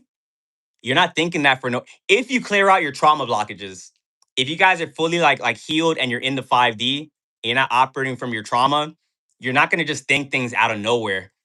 You guys have a keen ability to put patterns together and figure these things out. And a lot of times, you guys don't even want to be seeing these things. You be thinking to yourself like, man, this is like invading people's privacy. I hate seeing these things play out. It gets kind of boring because I know how this is gonna end, this and that. But I'd much rather be on this side than the other side because when I was on the other side, I didn't know what was going on. I was just freestyling life. And that's what was happening to a lot of us. Some of us don't even know how we made it as far as we made it, to be honest. Because when we were younger and we didn't know about the demons, we were just around everybody. We were at the parties, we were with the family members, we were just dancing with the demons, quite literally. And that's why we found ourselves in our rock bottom because we were just getting siphoned for most of our life. I always say that too, like we don't know how we made it this far, but I had the knowing of like quantum immortality. A lot of us, like more than one time, these people took us out, but we always made it back because we had a higher purpose. We had our soul contract, and thank God we made it out because these people was putting us through the ringer. And as soon as you guys was able to put yourself first and get away from these energy vampires, that's when life just started taking off for you. And that's when you understood why you were a late bloomer. You would look around and think to yourself, like, why does life come so much easier for other people? Why am I struggling? Why am I going through this? Because from a young age, they place monitoring spirits on you guys to stop you from evolving. You don't know how deep this stuff goes. You've been getting watched since you were a kid. You guys are humble people. You guys are just like living in yourself. You guys just always thought you were normal. But as a young kid, you said something. You said something that made them like think that we got to start watching this person because you guys don't think like the average person. People that's in the matrix and not thinking that deep, they are like talking about like surface level things. You guys are like asking questions that no kid should be asking. You guys were asking so much questions, you will get in trouble for asking those questions because you thought everyone thought like you. You thought everyone was curious. You thought everyone valued the truth. You was asking questions that made you a target immediately, but you didn't know that was the case. You're like, I'm just asking questions. I'm just asking questions. Whole time because you asked those questions. Now you got monitoring spirits watching you, trying to hold you back and keep you in this bubble. Because remember, in this spiritual warfare, they're trying to stop you guys from getting off of this planet. They're trying to stop you from completing your purpose. You guys knew you guys was like young, you were confident, you knew you could do this, you knew you could do that. But then you start having people get into your head. Our thoughts aren't our own. At least when we were younger, you understand that you're not your thoughts. A lot of times when you guys aren't confident, you don't believe in yourself, that isn't even your thoughts. Those are monitoring spirits when you were young, planting their limiting beliefs into you guys. And that's why when you start awakening and you start figuring this stuff out, you get that confidence. You start to actually believe in yourself. And that's why the people from your past no longer like you because that's what they were trying to stop from a long time ago. Some of you guys had to go against your whole hometown. You had no type of support. Every friend turned on you, every family member. You was like, man, can I get any type of support? And that type of stuff made you think something was wrong with you or you weren't capable of doing something. When in all actuality, it was the quite opposite. They believed in you so much, they were trying to stop you the whole time. And you guys would have never figured it out until they traumatized you to no end, because then you were forced to wake up and you were forced to figure this stuff out.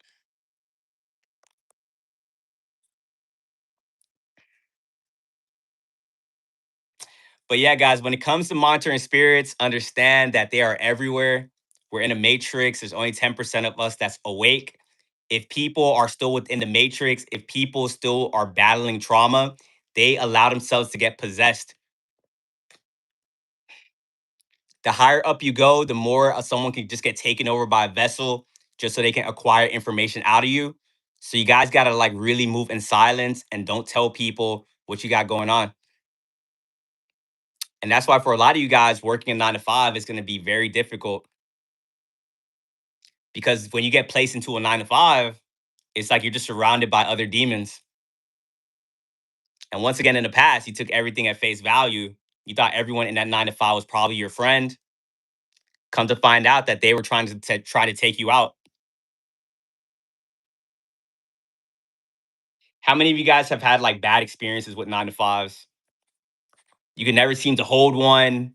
People always switching up on you. People always doing weird things to you up in 9 to 5. Drop ones in the chat.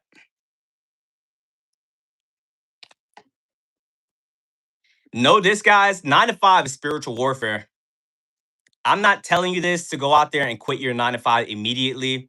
A 9 to 5 is a good stepping stone to get to where you need to get to. But before that 9 to 5, when you walk in there on that application, it's not boxes that check off high vibrational, low vibrational. They just have you in the mix with these demons. And because these demons know that you spend a majority of your time at your 9 to 5, if you work one, you will have most of your spiritual battles up in that 9 to 5. When you first awakened, you didn't know what was going on. You just kept getting fired. You would start the 9 to 5, and in the beginning, it was always like good. Working a 9 to 5 is like being in a narcissistic relationship. They're gonna put on their biggest mask in the beginning. They're gonna tell you that we're a family. They're gonna promise you milkshake parties, pizza parties. You're gonna think like, oh, this is amazing. This is the best job ever. That is witchcraft. That's them trying to like convince you to be a slave to the system.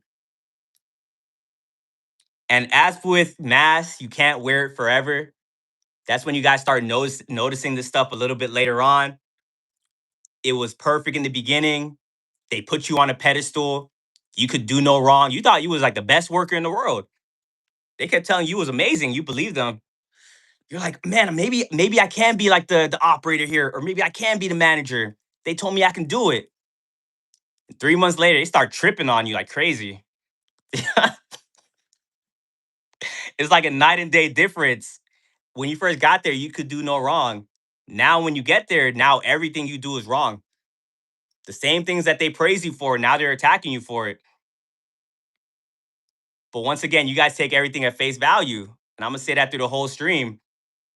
You guys don't look, when before you awaken, you just thought like whatever they said was true. And now if they're switching up, you start thinking, is it me? Am I not working hard enough? You're doing the same thing you came in. If anything, you're working harder, because that's how you are as a person. You're just going harder. Come to find out that in that 9 to 5, you're surrounded by demons, and everyone got something different that they're getting triggered by. Maybe you have a manager that is insecure when you get around and they start ego tripping on you, because a lot of these people, they operate like in a social hierarchy. Maybe you got a coworker that's like lazy, but they don't want to work any harder, and they see you just not even working hard, just doing like a normal job, and they'd be thinking to themselves, "Who do you think you are? Why are you showing me up?" Whole time you're not even thinking about this stuff. You're just thinking everyone loves each other. They're watching you from a distance, like, I hate this person. Why do they keep working hard? Whole time you're looking at them like, yo, like, we're good. We're a team. Remember what you guys told me in the beginning? We're a family. They're not thinking that. They're thinking like, hey, like you're like showing up everybody, they gotta take you out. But that's probably something you guys notice when you work that 9 to 5 is that whole social hierarchy thing. And that's why you guys have been getting targeted your whole life because you guys can't survive in these systems that require you to play the game because you're at a frequency of authenticity. And you got to understand in that 9 to 5, they're wearing masks, they're pretending to be people. And if you can't play your role, if you can't play the character well, you're gonna get booted out. You guys was getting punished for invisible rules you didn't even know was a thing. Because once again, you took it at face value. They gave you the rule book. You're like, these are the rules. Whole time, there's a whole invisible rule book that you had no idea about. And then spiritual warfare, the things these people will do to you in a 9 to 5 is crazy. Pretty sure you guys got stories from the things you went through that you never thought would happen. False accusations, you guys getting scapegoated. A lot of these 9 to 5s are basically like going back to high school. Remember, these adults, a lot of these adults stopped growing a long time ago. They stopped mentally growing in high school. So don't let age confuse you guys. People can be like 40 acting like a 17-year-old. And I know some of you guys won't believe me, but if you've experienced it, it's a trippy thing to see in real life. You guys are like old souls. You guys are like 150. Like, don't let you guys aren't your vessel. You guys got to see these people for exactly who they are. I say this on stream all the time. When I talk to somebody, I do two things. I put them in the rational bucket and I put them in the crazy bucket. That's the first thing. And I give everyone a mental age as well. Because if I could give you like the accurate age and I can know if you're crazy or not, now when you start tripping, I'm like, oh, I expected it. Some people you gotta like start talking to them if they're like 35 and they start tripping, you're like, oh, that's a 16-year-old. And you gotta kind of look at some people like kids. This is not to negate the things that they are doing, but it's gonna allow you to ignore them a lot easier. But if you're dealing with like a little kid and they start throwing a tantrum or something, you're not gonna start crashing out. You're dealing with a kid. And that's what you gotta expect out of some of these adults. When you go to a 9 to 5, it's a lot of politic games being played up in there. It's a lot of like gossiping, trying to figure you out. And that's why a 9 to 5 is spiritual warfare. When you guys can vibrate and no longer vibrate to a level where you can no longer work a 9 to 5 and be to yourself, you can control the people that come into your reality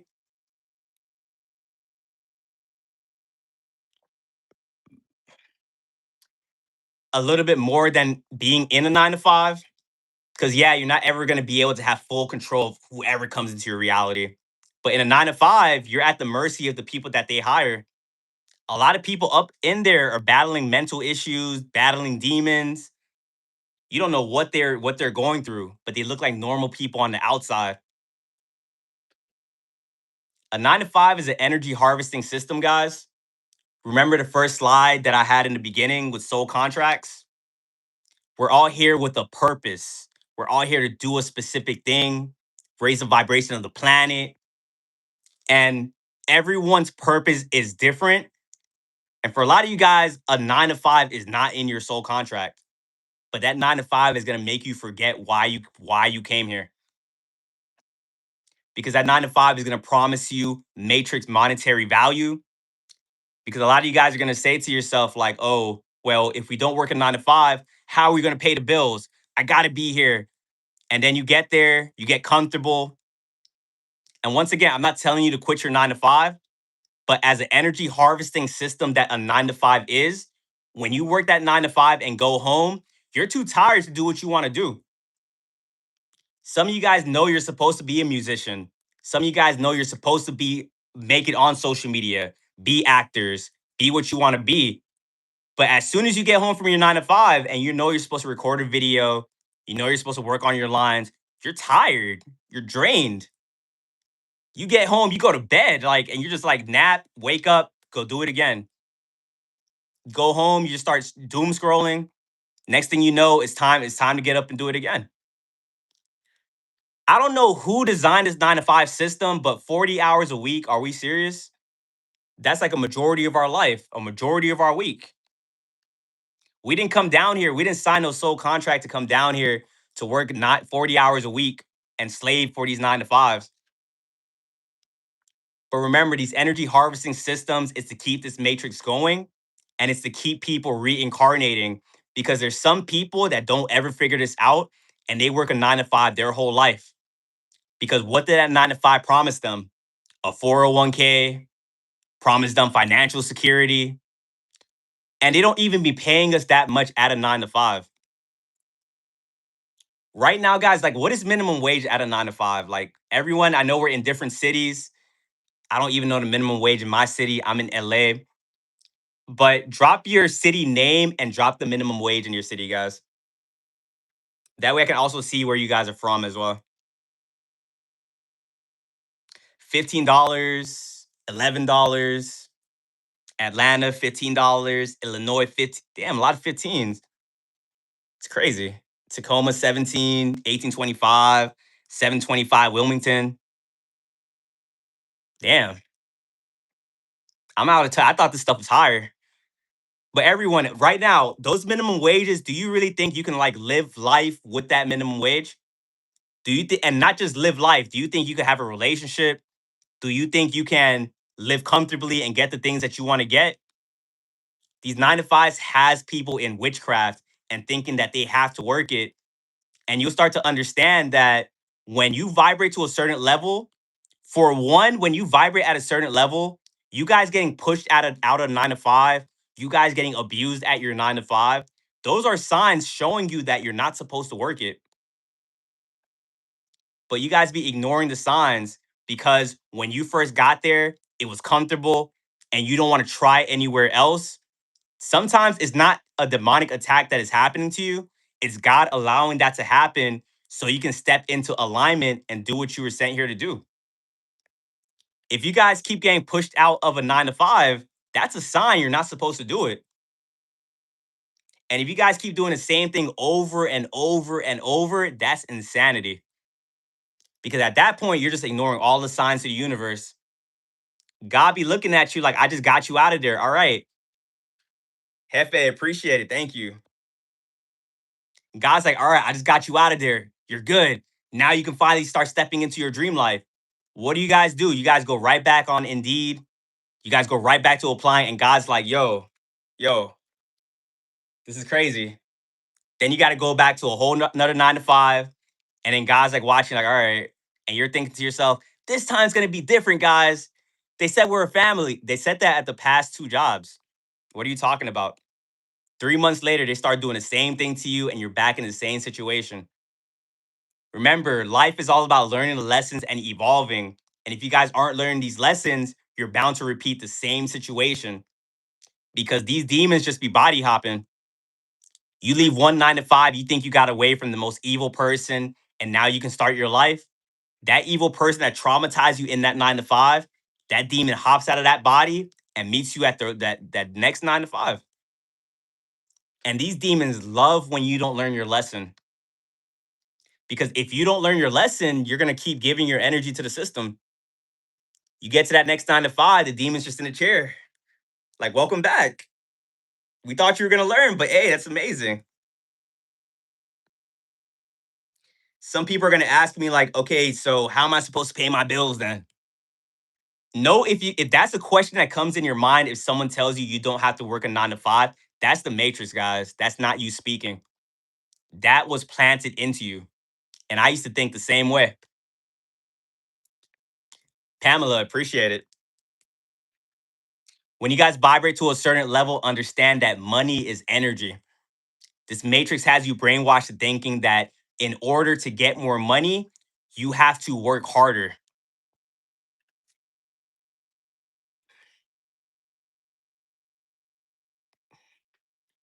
This matrix has you convinced that if you want more, like, better clothes, if you want that new PS5, if you want a new car, you got to go work harder. And then you guys think that, all right, let me go work overtime. Let me go start working 12 hours. And that's insane. Any of you guys working 12 hours shifts in here, I commend you guys. That's insane. Because remember, look at the minimum wage. You're trading your energy for currency. And the energy you're trading, you're not getting like compensated like properly for it. Honestly, I'm not against 9 to 5 if they were actually giving us like what was like meant for our energy. Law of reciprocation. I'm like butchering that word. But pretty much if you give the right amount of energy and they give us what it's worth, I wouldn't be against the 9 to 5. But I think at that point, if you work an hour with the energy that you guys have, that should be like $100, like minimum. But once you guys vibrate to a certain level and you start figuring these things out and you understand that money is energy, you start to understand that in order to get more money, all you got to do is increase your energy. And to some of you guys, that just sounds insane. Like, what do you mean increase your energy? If you guys decide right now that you're going to do things to raise your frequency and raise your energy, ultimately that's going to be what manifests as more money into your reality. Higher vibes, change your way you're thinking. Remember, your thoughts create your reality. So the people in here that's saying, well, no, we need a 9 to 5, this and that, you're not wrong, but that's your reality because you believe it. If you truly believe that you don't need a 9 to 5, that's exactly what you're going to manifest in your reality. But before you can get there, you got to change your limiting beliefs. And there's different ways you can do that, from either positive affirmations. Me, myself, I fall asleep to positive affirmations every single night. I started doing that, my life took off immediately. I started realizing a lot of the thoughts I was having was not my thoughts. Was thoughts from like jealous people that never said I could make it, from my parents that had their own limiting beliefs. Once you start reprogramming your brain, sky is the limit. If you get to a certain frequency and you start believing to yourself that, oh, I don't need this 9 to 5, money is just gonna start coming to you guys. And once you're able to start doing that, you're gonna start thinking to yourself, why did you ever waste so much time at a 9 to 5? When you can see how much money you can get for your energy by just trying a little bit. But this matrix has people convinced that it's hard, it's impossible, only a few people can make it. This industry's oversaturated. Hey, you guys got the information. It's time to actually start believing it. You guys start figuring out manifestation, energy, frequency, but you don't really believe it because you still have a thought in the back of your head. All that stuff is real, guys. If you guys can close your eyes and envision it, you can manifest that in your reality.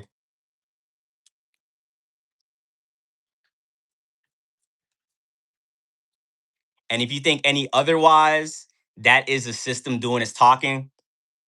One way this system is going to keep you stuck as well is you will notice when you're at that 9 to 5, the coworkers are trying to do everything to convince you that this job is amazing.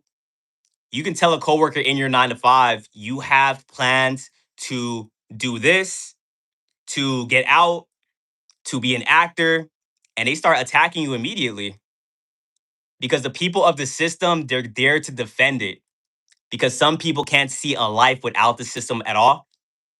And that's what they tell you in the Matrix. The same people you're trying to save is going to be the same people that's going against you. So at your 9 to 5, you really just got to move in silence. Have a game plan. Know you're going to be here for a certain amount of time and you're going to take off. Because once again, to bring it back to what we were talking about, a 9 to 5 is spiritual warfare. And the things that these coworkers are willing to do to you to get a raise, to get you fired, to do a setback on you is very insane. They're slaves to the system. They could promise one of these employees a quarter raise to snitch you out, someone you thought that was your friend, someone that you hung out with outside of work. Now that 25 cents has them trying to take you out because they're Agent Smiths. That's what you guys are surrounded by. People that aren't out the system, Agent Smiths, they might be cool at a certain point, but when they realize that you're someone that's out the system's going to start coming together to try to take you out.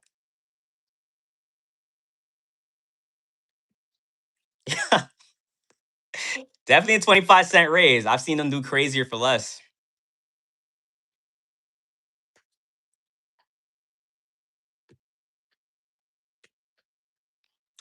Once again, if you guys are vibrating at a certain level, like you just can't really like thrive in there.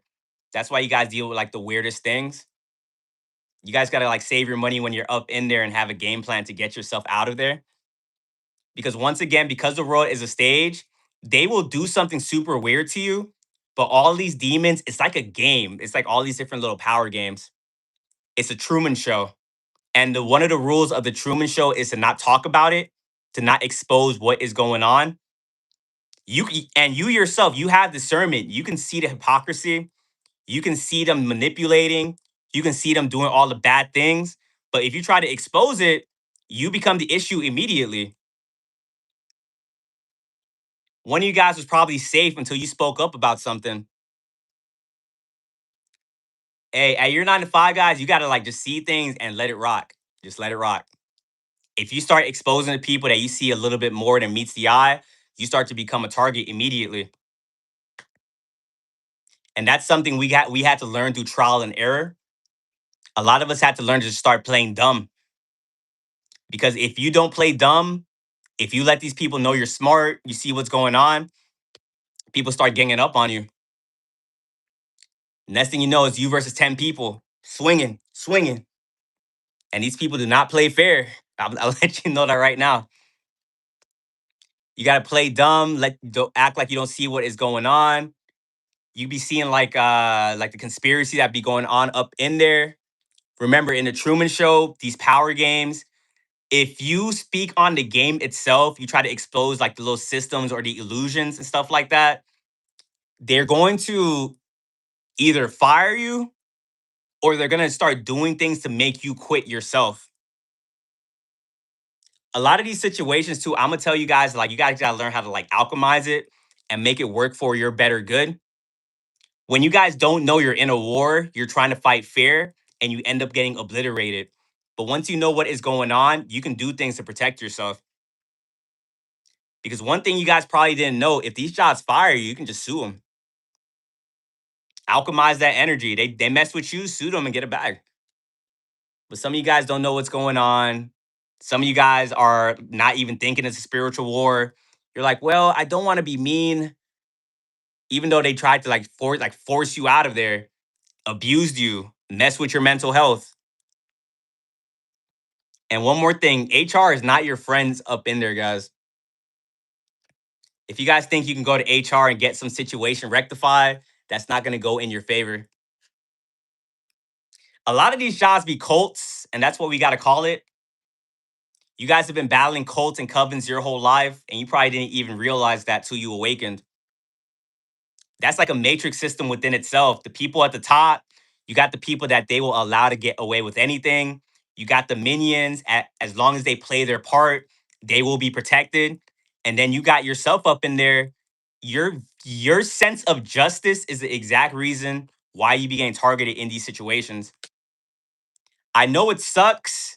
I know you guys are thinking like, well, it's not fair, this and that. Hey, this is the matrix. This is a spiritual warfare. We knew what we signed up for. When you kept thinking like that, that's the exact reason why you kept getting targeted. You had to start learning, like, oh, I got to be a little bit more smart. I got to move accordingly. And now you're able to see what people are doing. And now you can be 10 steps ahead of people. Because these people are very crafty. They study manipulation and they study witchcraft.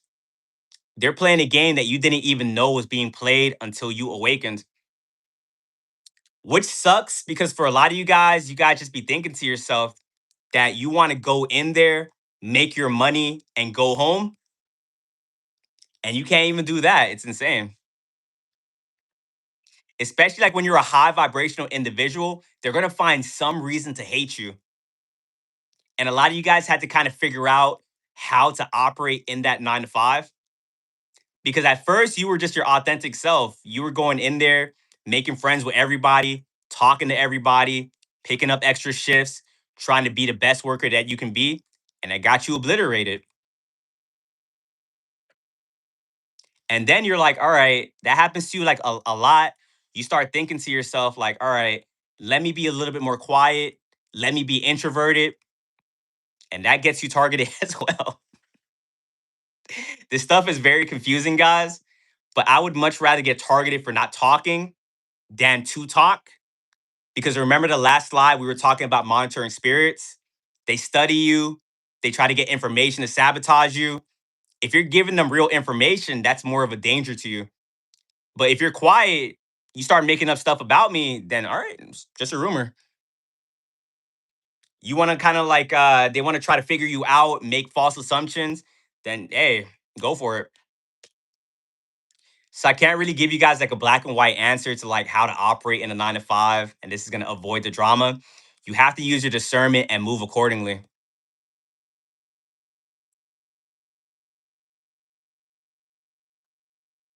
But remember, at the end of the day, this stuff is just designed to keep you stuck. You guys are meant for more in this reality. We got our sole purpose. And as you guys elevate, you guys will start to see the path very clearly. People are going to ask, like, what should I do instead of a 9 to 5? What is my sole purpose? What is my sole contract? Life, as soon as you start trying, that path just starts elevating. It just starts illuminating itself for you. If you start meeting God halfway, like you will see what you got to do. But when you're so stuck in witchcraft, you're so stuck in people manipulating you, you can't even see it. But trust, once you get to a certain frequency, like you start getting signs, honestly. You meditate long enough, you start not really letting the outside noise affect you. You start knowing exactly what to do. So if any of you guys are in a 9 to 5 right now and they're actively trying to traumatize you, they're making your life like horrible. Remember, it's just a spiritual warfare. It's just a game, and don't let it get to you. Because remember, at the end of the day, it's designed to drain you. If you guys work your 9 to 5, they do something to you, you start getting frustrated, mad, depressed, angry. These demons are trying to convert you. They're trying to get you to the other side of the spectrum on the vibrational frequency scale. If you start fighting back, explaining yourself, you go home, you keep thinking about it, that is spiritual warfare doing its job. And now the devil doesn't have to send anything else at you because that 9 to 5 is doing what it's supposed to do. If you guys are a high vibrational individual and you really want to survive at that 9 to 5 for the time that you are there, just disassociate. That's what I did when I was working my 9 to 5. You got to be so detached up in there that nothing really affects you because they're going to throw everything they can at you. They're going to do some weird things to you. If it gets really bad at that point, just find another job. But for the most part, just ignore people. That's the biggest thing you can, that's your best friend in spiritual warfare is just ignoring people. Remember, we're surrounded by demons. Like, it's not just going to be at your 9 to 5.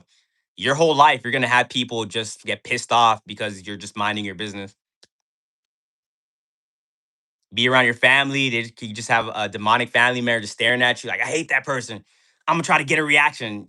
You got to learn to just ignore people. And remember what, as I said in the beginning, like you're not dealing with rational people. Once you know you're dealing with demonic individuals, it makes it a lot easier to operate with them. And once again, when you ignore people, that's like a return to sender. But also, too, you can alchemize the energy. Energy can't be created nor destroyed. So if people are sending negative energy your way, you can turn that into a positive. Some of you guys, like if you have a creative outlet, just put it into your creative outlet. Me, myself, I alchemize by making videos.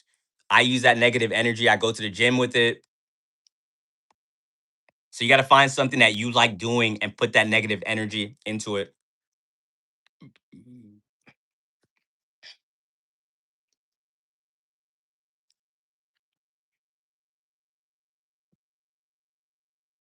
And other ways to protect yourself is you can fast, or you guys drop it in the chat right now. What's some ways you guys protect yourself in spiritual warfare? And all these things that they list, not only will it protect you in your 9 to 5, but it will protect you from any spiritual attacks in your reality as well.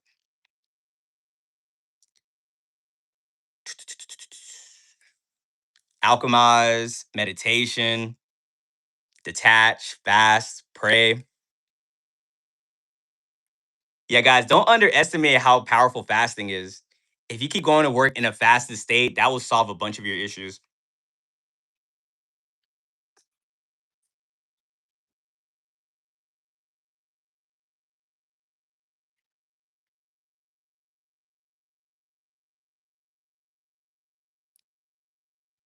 But we're gonna move to another enemy on spiritual warfare. We're gonna start talking a little bit about destiny swapping. If you guys know what destiny swapping is, drop ones in the chat. Ones in the chat.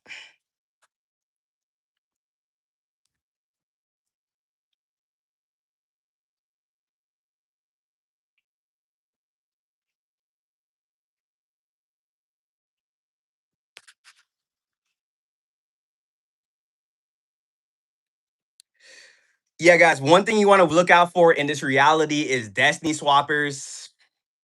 Also, just to know to like simplify it, energy vampires that want to drain you, and as they are draining you, they're swapping out their bad karma for your good karma.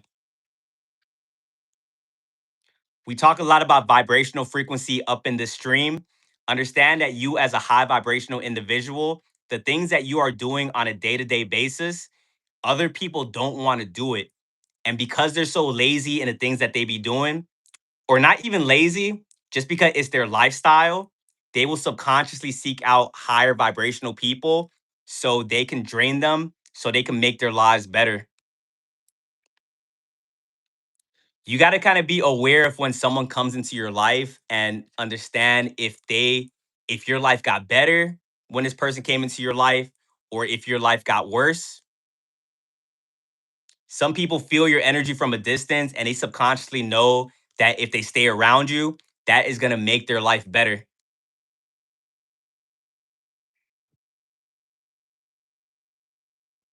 And some of you guys be dating these people. And that's why I talk about destiny swapping a lot.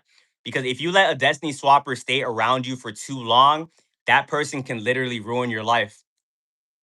If you guys had a relationship with somebody and that ended up like really kind of like taking you out and made your life very horrible, drop ones in the chat. Warlocks do this to people a lot. People, what they do is when they get around you, they got to attach an etheric cord. I talked about that a little bit in the beginning. But when it comes to destiny swapping, it's kind of confusing dealing with it.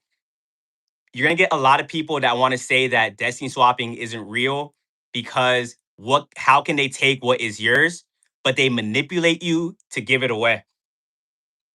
Hey, Monica, appreciate it.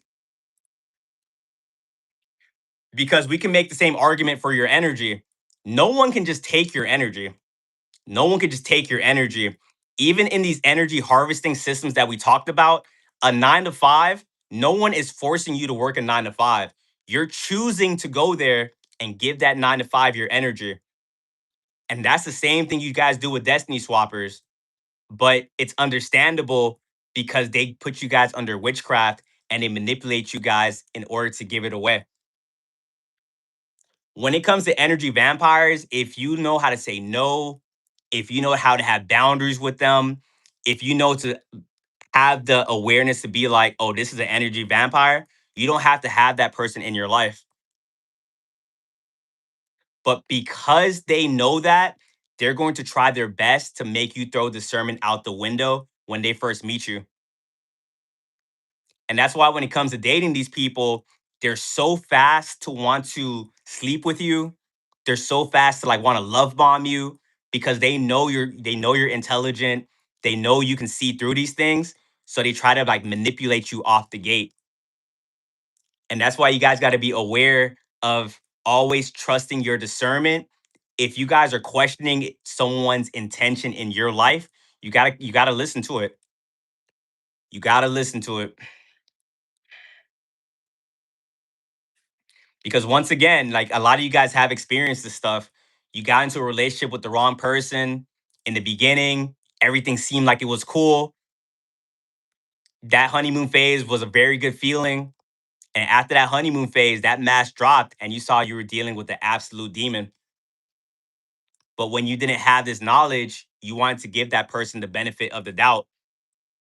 Gave them the benefit of the doubt. You kept staying around them, and your life just kept getting worse and worse. And the thing about these energy vampires is they're never going to take responsibility for what they did in your life. They'll destiny swap with you. They'll make you lose everything. You have this certain. You can see what's happening. You will tell this person like you did this to me. Like this is what happened. Da da da. For one, remember you gave that energy to that person, and two, an energy vampire are entitled people. They're never gonna admit to what they did to you. If anything, you'll have a destiny swapper drain you to until you have nothing left. That at the end of it, they'll tell you that you did it. They'll say, "You took this from me. You did that. You're horrible." Blah, blah, blah. That's why dealing with these people is very confusing, guys. And you guys got to know when you deal with demons, the best thing to do is just go no contact.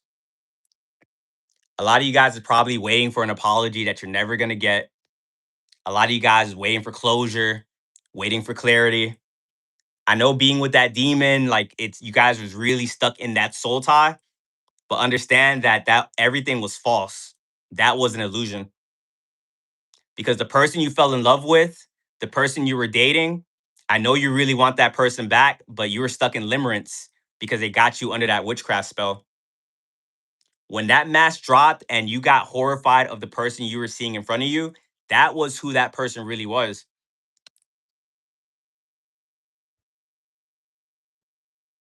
And that's why you guys got to be careful with who you sleep with out there because people can destiny swap with you off of just sleeping with you. And that's that Smex magic. You your life is going well, job is amazing, you just got a raise, money, finances are cool. You get with a destiny swapper, you sleep with them and now your life just starts going downhill and you don't know what's going on. And then that person also swaps out, like they take your healthy habits, and then you start to notice that you can't even do the habits that you were once able to do. Now you're not able to go to the gym. Now you're not really on top of your meditation. And the whole time that other person is glowing because they took your glow. When you guys are a divine, when you guys are a divine masculine, when you guys are a divine feminine, that means that you learned your lessons you're supposed to learn. You passed tests, trials and tribulations. You guys got to a certain level. And now, just like on this picture, you guys are glowing. And people can see that. People can feel it. That's why people be staring at you guys when you guys are out in society. How many of you guys get stared at when you go outside? Drop ones in the chat. You be thinking like, are you guys good? Like, what's going on? Some people stare way too long, don't want to look away because you guys are shining just like on this picture.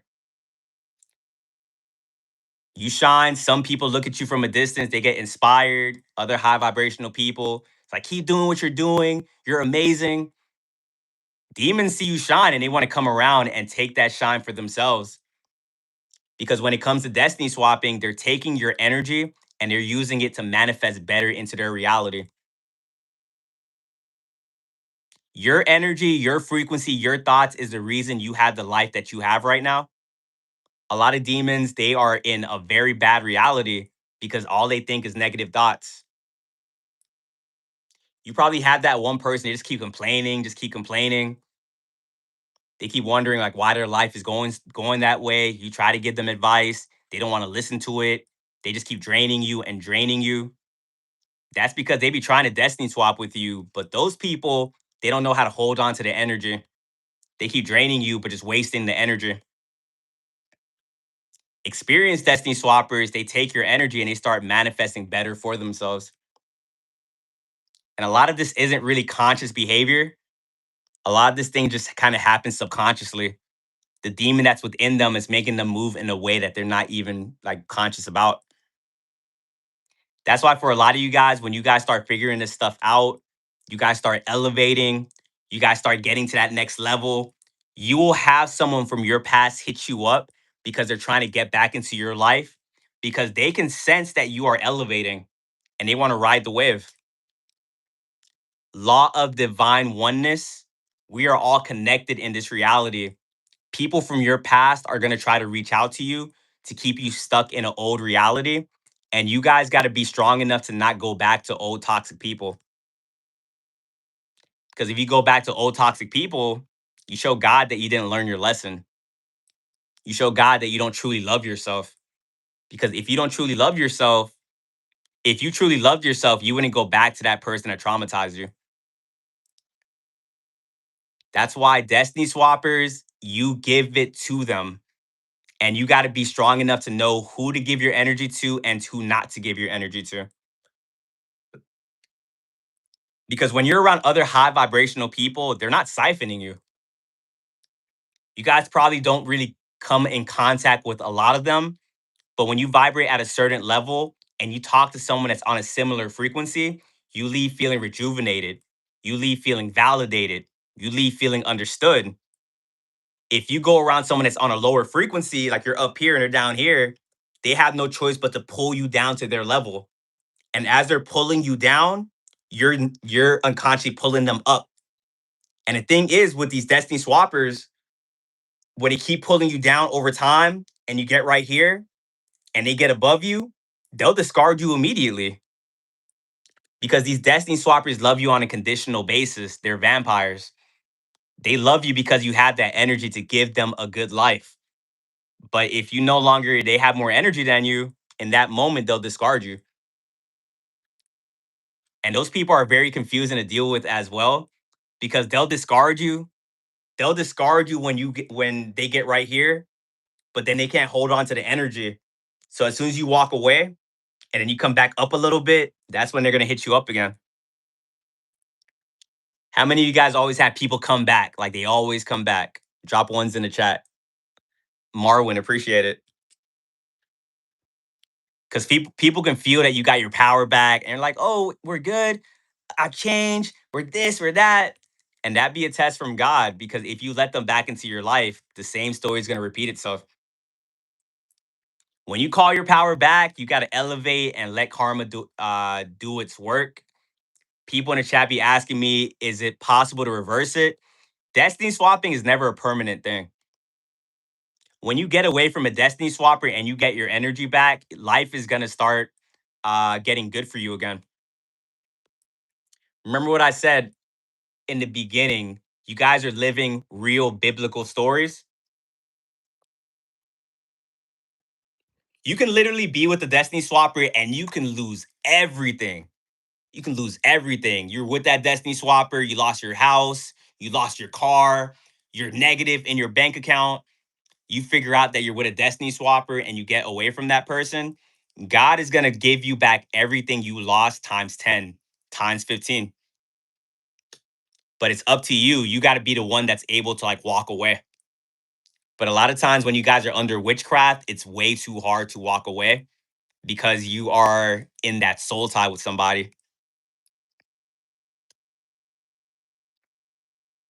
Remember, fasting is very powerful, guys. If you guys are in a soul tie with a demon right now, go no contact with that person. And if you can't do it, go on a long fast. If you go on a 3-day fast, that's going to give you the strength and the clarity to be able to walk away from that person. And remember, destiny swappers, they make you feel like you don't have your power. So the whole process is just taking your power back. And sometimes it's as simple as saying out loud, I take my power back. So I want everyone in the chat right now, write, I take my power back. Write it in all capital letters. Feel the emotion. Say it out loud. Envision yourself breaking the soul tie from that person. Remember, we're clairsentient beings. We feel the energy. You guys could feel these energetic cords on you. If you can close your eyes and imagine you cutting that cord, you have the ability. You don't have to go to somebody, do a cord cutting. You don't have to get the answers from anybody. These destiny swappers and these energy vampires made you guys forget who you are. You guys have the power within. You can manifest whatever reality you want for yourself. You just have so many demons around you that's making you think that's it's not possible.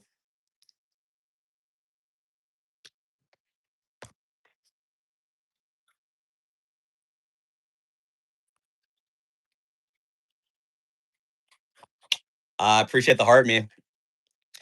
Some other ways to know that you're dealing with a destiny swapper, though. They hate you, but they copy you. Destiny swappers, guys, are going to like to copy you because they think that just by copying you, that's going to be enough to be able to take over your life. These are going to be the people that you notice are going to be in like pointless competition with you guys. So think about that. You guys are battling destiny swappers for a big period of your life, but you didn't even know what was going on because you don't even think like that. Like, what do you mean someone's in pointless competition with me? Nah, that's not real. I'm overthinking it.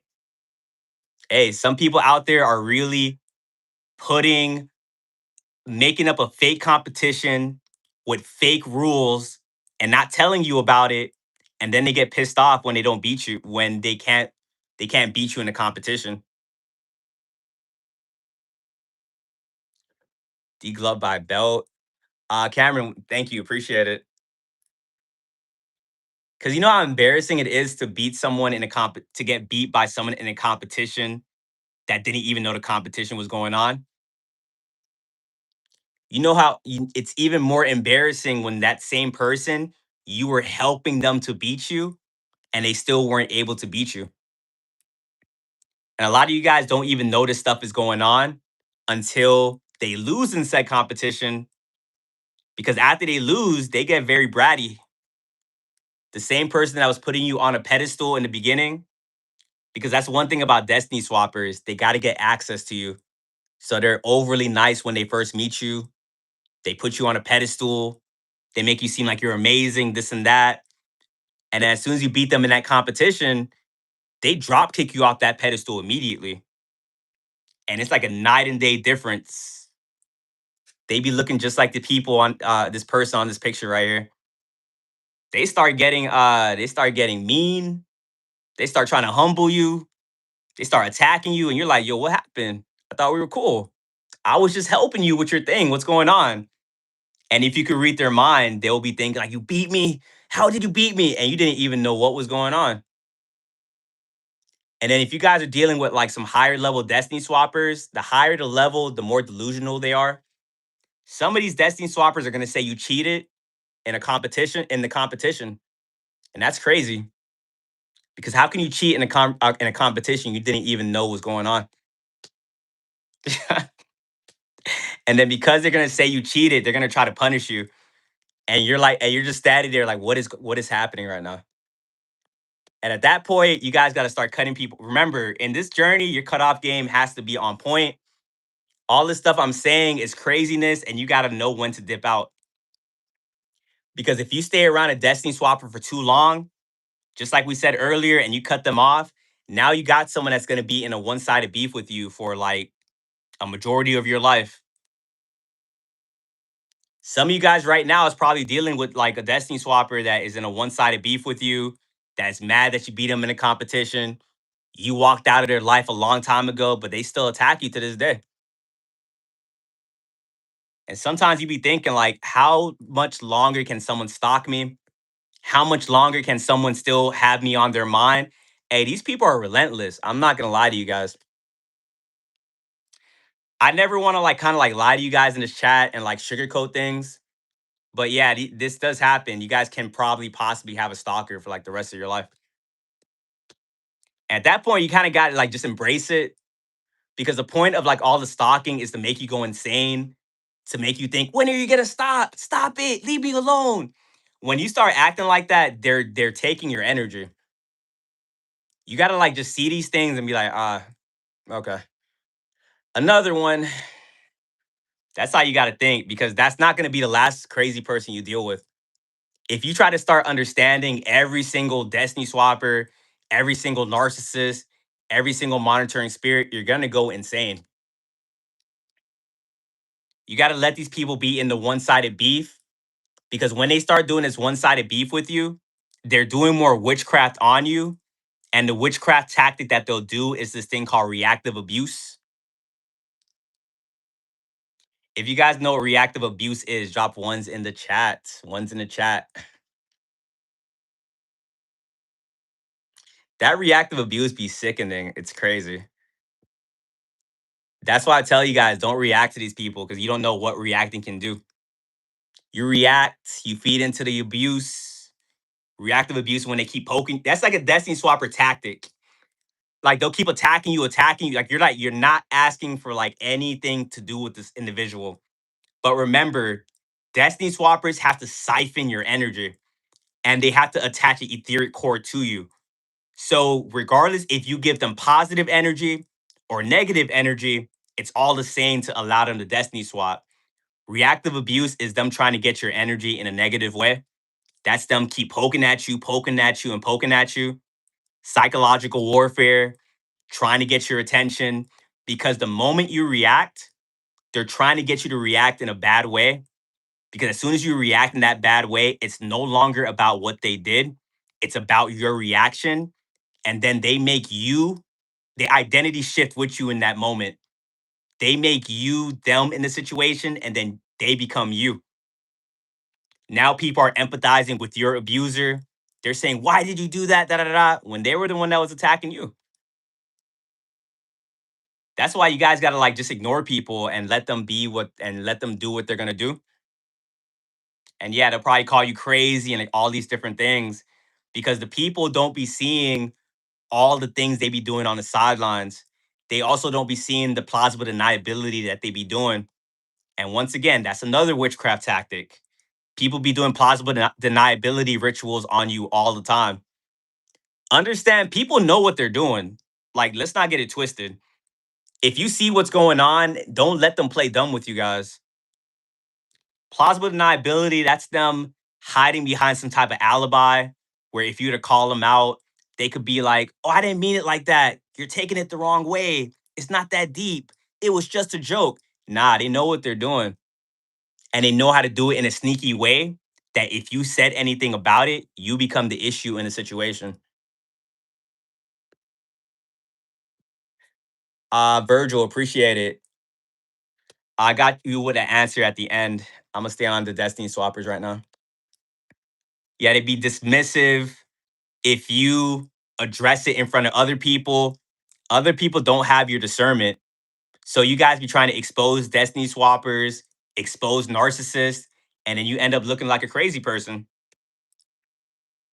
How many of you guys ever had that happen when you tried to expose a narcissist and no one knew what you were talking about and you became the issue? Drop ones in the chat. And that's what makes this journey like very isolating because then you start seeing these things and you can't tell anybody because that's how these demons operate. They want you to say something, they want you to speak up because the more you speak up, the more you're giving energy to the witchcraft and the more they're able to use it against you. And that's why you see these demons crash out when you don't give them any type of attention. You guys ask me how to protect yourself. My answer is always going to be the same: ignore. If someone's doing reactive abuse on you, and you don't react to it, you'll literally start to see them malfunction. It's crazy. Remember, we're dealing with NPCs. Pretty much, we're dealing with robots. When you don't follow the script and you don't react to the reactive abuse, remember, we're in a Truman show. So when they do something to you, they're giving you the script and they're telling you to act this way. You guys exited this Truman show a long time ago. So when they tell you to react to the reactive abuse and you do the opposite, they start freaking out. Sometimes this stuff is very interesting to see because you be hearing about crazy people on TV and like seeing it in real time is like insane. Like you see them actually crash out. And then remember, they want to do plausible deniability on you guys. So a lot of times when they attack you, they do it in a not so obvious way. And then if you guys are able to play dumb very well, they'll think you're really dumb and they'll try to do it again like in a more obvious way. So then you start to see people crash out because they're like, "Why don't you see me? Why aren't you reacting?" When the thing is, you guys saw it from the jump. You guys see everything. You see so much. You be seeing things you don't want to see, but you learn to ignore that stuff. They start tripping, they start doing the witchcraft. You just start looking to the side like, oh, crazy person. And you just start looking forward. Like, don't watch, don't look at it, don't look at it. Because you guys have gotten so good at not reacting because you know that's what they want from you. Your mom does that to you. A lot of parents are gonna do it to you guys. JB, appreciate it.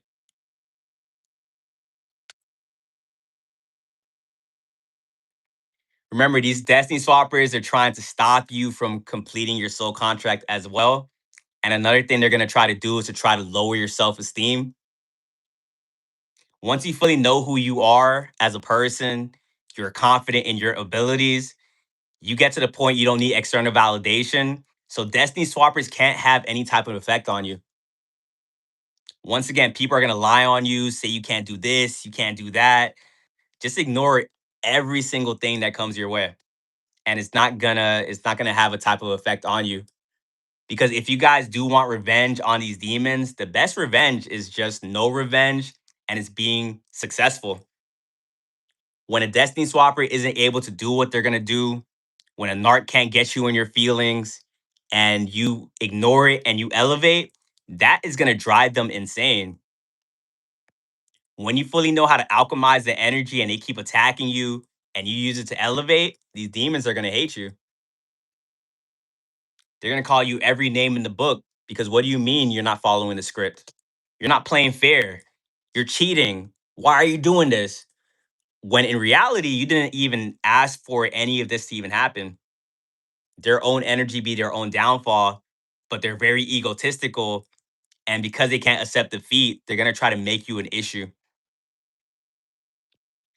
Once again, guys, if you guys are on this journey, people are going to make you the villain in a lot of these stories. And the old you was trying to figure it out. Like, what did I do? Let's have a conversation. Why are you viewing me this way? A lot of you guys have accepted the villain role and haven't looked back since. And now you guys are scaring people out there. You know how scary it is when they try to make you the villain and you just don't care? You're like, all right, cool.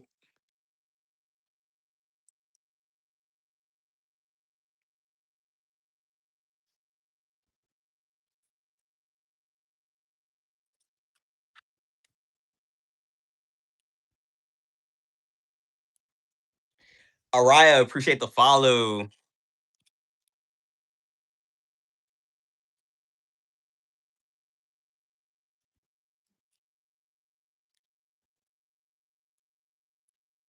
Yeah, you will deal with a lot of these people in the workplace as well. Like I said, like this spiritual warfare isn't as complicated as like a lot of people make it. Once you fully love yourself and you're able to ignore it, that will solve like a bunch of your different like a different issues that you come across with these demons.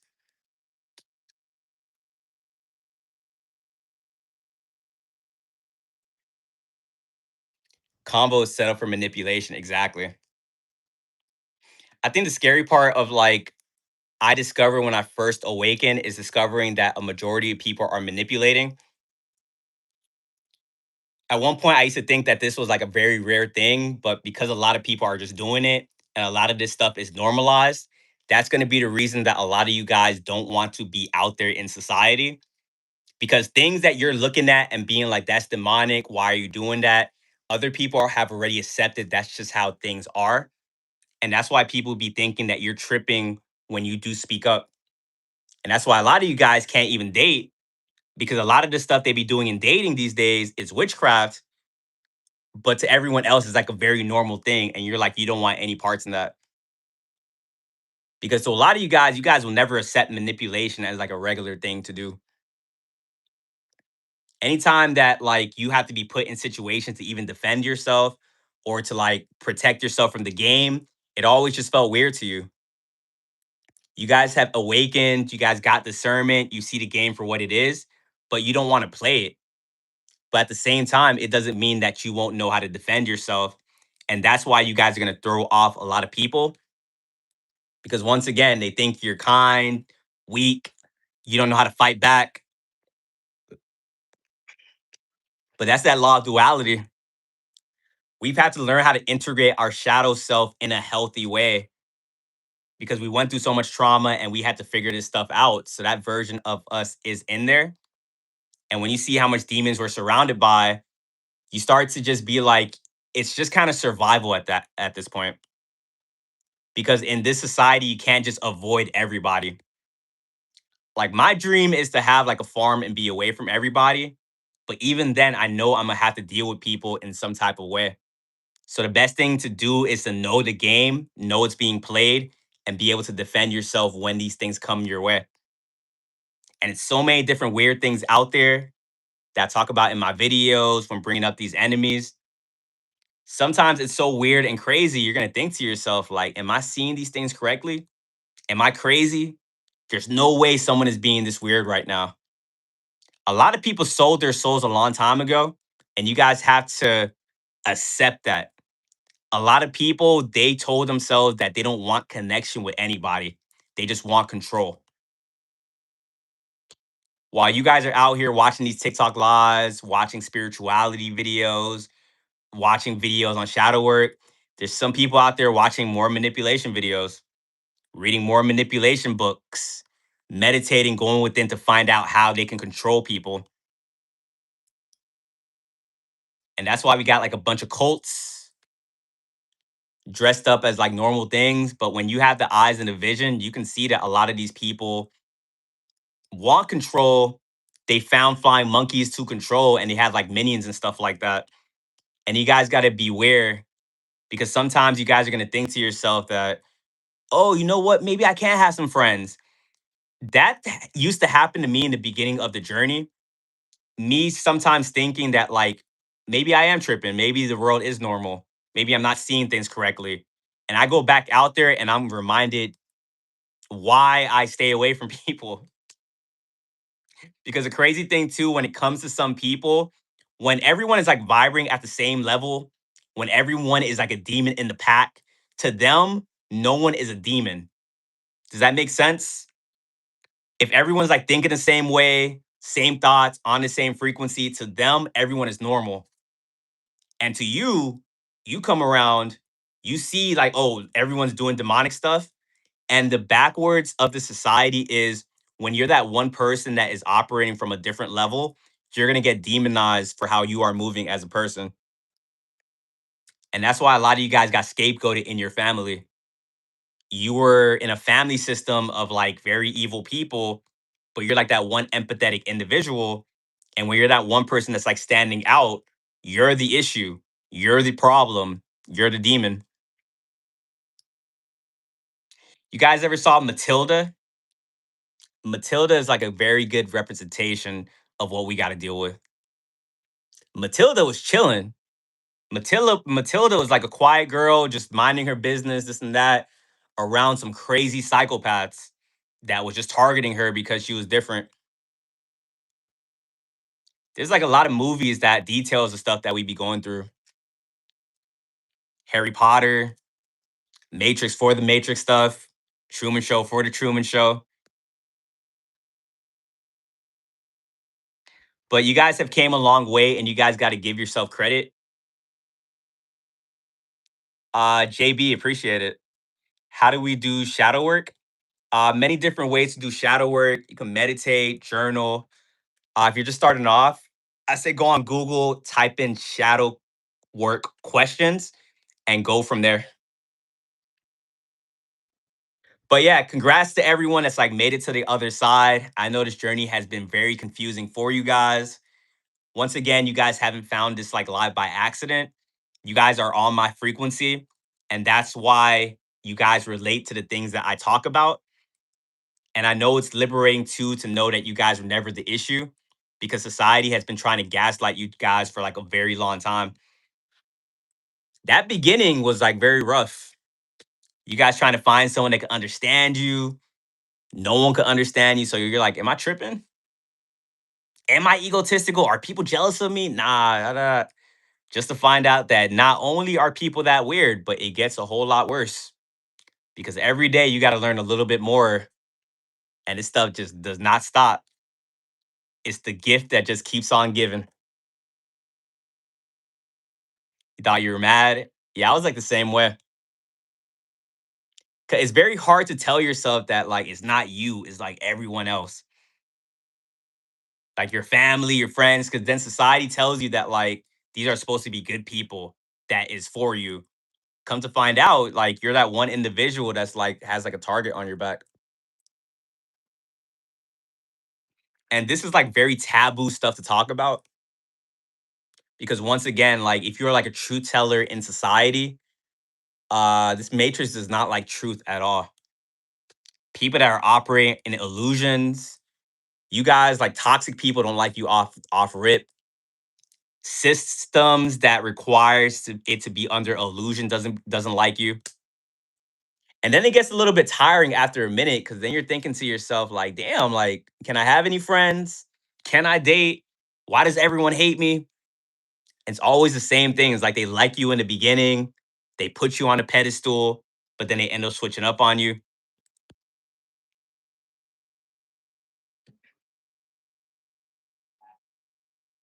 You're there right now. I like that more and more people are waking up every day.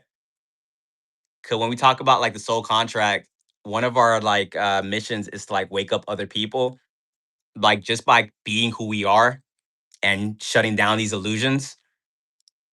And the more people that wake up, eventually the planet will get to the 5D. Because right now the matrix is only a thing because a majority of people are in the 3D. And when we have more and more people awaken, the planet will get to the 5D and all these narcissistic systems will come collapsing. But until then, I'm in the house because a lot of these systems, it doesn't fit how we move as like people.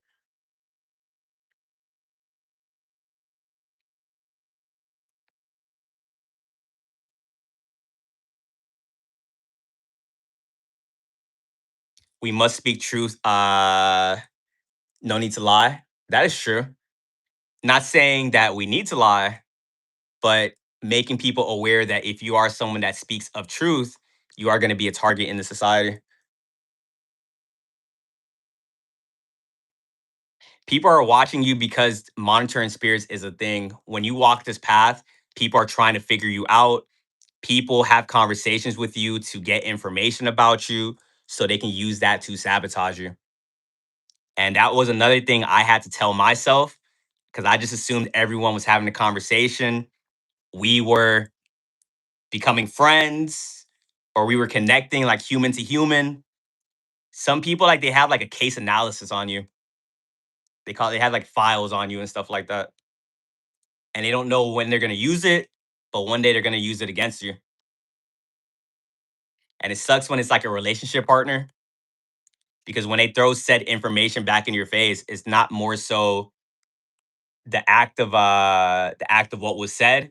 It's more the principle that they're even doing it in the first place. Because then you think, who can you really trust in this reality? You see some videos, they be saying, don't trust anybody. But is that truly how you want to live your life? You know, you can trust other people that are like you, but then it's very hard meeting someone else that's like you. Some of you guys have never met someone like you. It's just like these people are just online. And then, yeah, you got the covert narcs. Kathleen, appreciate it. Yeah, covert narcs, you guys got to be aware of them. They play the part very, very well. They know how to like look like, pay attention to people that ignore their shadow completely. People that are like love and light like 24/7, people that act like their shadow's completely gone, like watch out for those people. A lot of times those people are just covert narcs.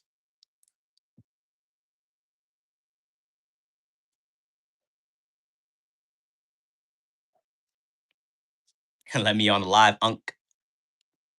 What do you mean? Like some people, like everyone has a shadow. The ones that have like done their shadow work learn to integrate it into a positive way. Some people ignore their shadow completely. They try to act like it's not there. So they try to act like overly positive and they try to act like they're like that all the time. The thing is, their shadow is still in them and their toxic behaviors come out in very covert ways, but they hide behind the disguise of being like love and light, like 24/7.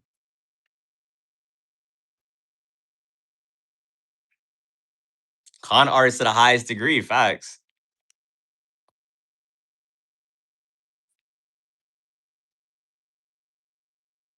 That's too hard.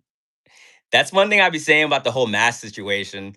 Do you guys ever think that as well? When it comes to narcs that pretend, I be thinking that's very exhausting. I can't imagine playing a character for a very long time because I will always be in fear if this person is going to figure it out.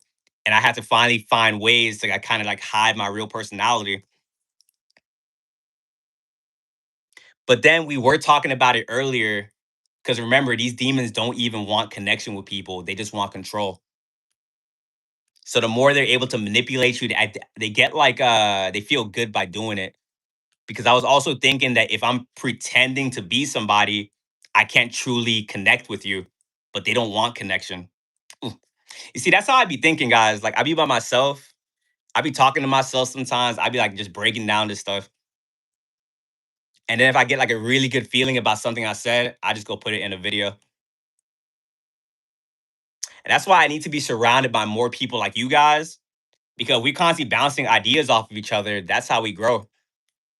Because you guys say things in here sometimes like I don't know everything, and you guys be putting me onto game, and that makes me better, so I can go out here and survive. Because I hope you guys know I'm not out here with a perfect life. Like I still battle demons too, and that's why I tell you guys you're not alone. We are all out here battling some type of demon. Scarlet, appreciate the follow.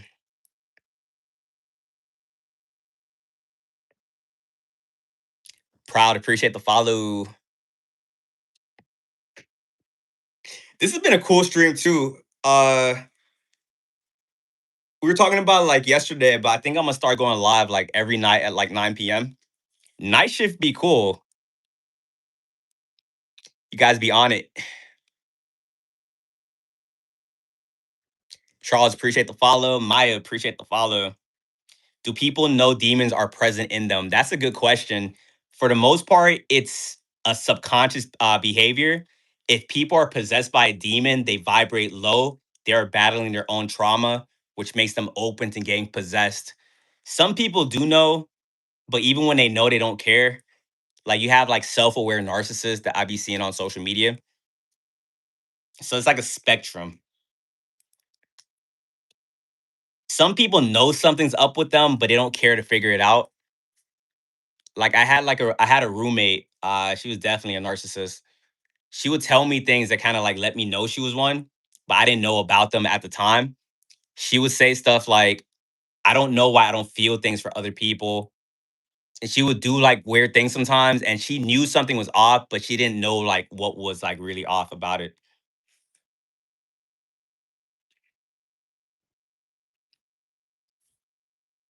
How to not absorb it? You can imagine like a force field around you, and anyone like trying to like get into your energetic field, you can imagine that energy bouncing off of you. But also like grounding yourself a lot. Like that helps me to not absorb too much of unwanted energy.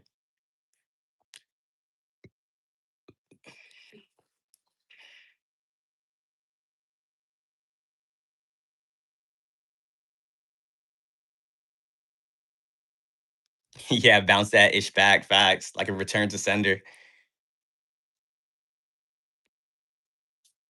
How do you ground yourself? Different grounding techniques. You don't have to do what I do, but I be meditating. I be going into the gym.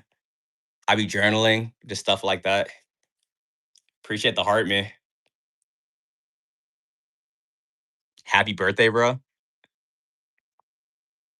It's not my birthday, by the way. I'm just repeating that message that person said.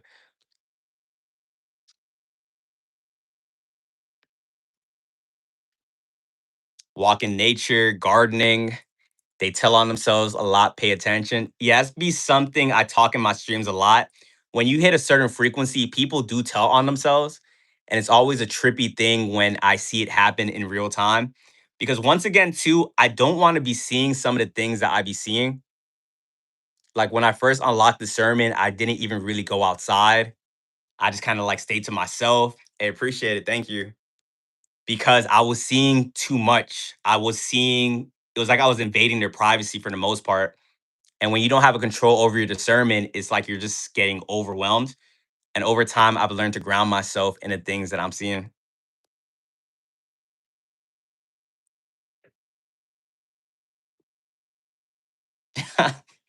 Everyone saying happy birthday. Bro, everyone tells on themselves to me. Yeah, it's like a funny thing to see. It's like they just start just kind of like because for one thing you will notice as well when you're a high vibrational individual, people will just open up to you and tell you like their deepest, darkest secrets. So combine that with the gift of discernment makes people just willing to tell you things that can even snitch on themselves. And when you have pattern recognition, like you can pay attention and use that to avoid getting traumatized by these people. Because in this Truman Show, everyone is pretty much like running a pattern, and people be exposing that pattern to you. And if people is telling you of the bad things that they are doing, don't ever think that you are the exception. Because sometimes they might tell you something and you think to yourself like, "Oh, they'll never do that to me," and then you find out quite real fast that yes, they will. And then these same people too, like they'll do something. If you have true discernment and like you see through people, people don't like the fact that you see what they're doing. When you see it and you like respond to it, that's why I hate when people are weird because it's like the most awkward position to be in because they know I see them and I know they know I see them, but then they try to play it off. So then they start acting overly not, and that's like my biggest pet peeve, guys. If I ever meet any one of you guys, I hate the overly nice thing. If I know someone is weird, like you can like go your merry way, we could be good. But then they try to put on like a better mask, I guess. It's like you saw through that first mask and now they give you like the angel version. And I'm like, yo, this is very weird.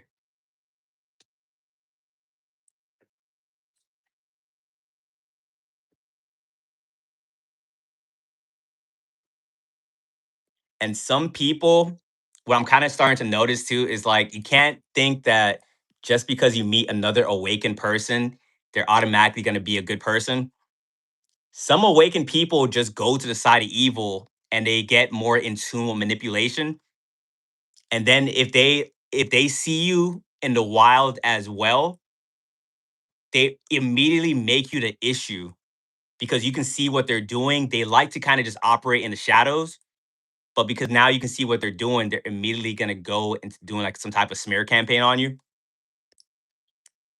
Some people you're gonna meet, like what I've seen that this reality does, God will show you people that is you if you went down a darker path.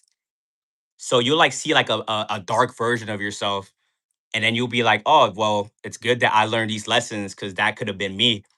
And those people, they're not gonna like you because you were able to figure it out. When you guys had like similar experiences, but you actually did the shadow work, they're going to once again try to destiny swap in the way they're going to try to attack you to make you act in a way that is them. Some people can't accept that you're an actual good person. Some people can't accept that you're kind and authentic. Some people meet you and they think bet. They're like, I'm going to try my hardest to make it seem like you're not that person. Which is this is like TV show stuff, like superheroes and villains. They try to challenge your philosophy. They want you to react so they can be like, see, I told you they're not a good person." Anna appreciate it. And the crazy part about it, it's like there's no like tally mark to these things as well. So let's say you have someone trying to do this to you, and let's say they're attacking you for like a year and a half. They're attacking, attack. You ignored every single attack. If you respond a year and a half later and you just kind of like, even if you just want to address that, even a little response, they're still going to be like, you see, I told you you're a bad person. They just want that one reaction from you. And what you're going to discover too, when you're dealing with these people, they act like they're tough.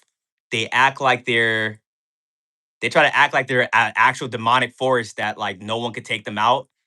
You start to realize that these demons are actually very scared. Because if you did respond to any of these people and you let them know, like, yo, like, what is going on? They get very scared. Like, they run away. So you can't really get like a rational like response out of them. It's either they're going hard, you're ignoring it, or you respond and they run off and they're saying you're an evil person. So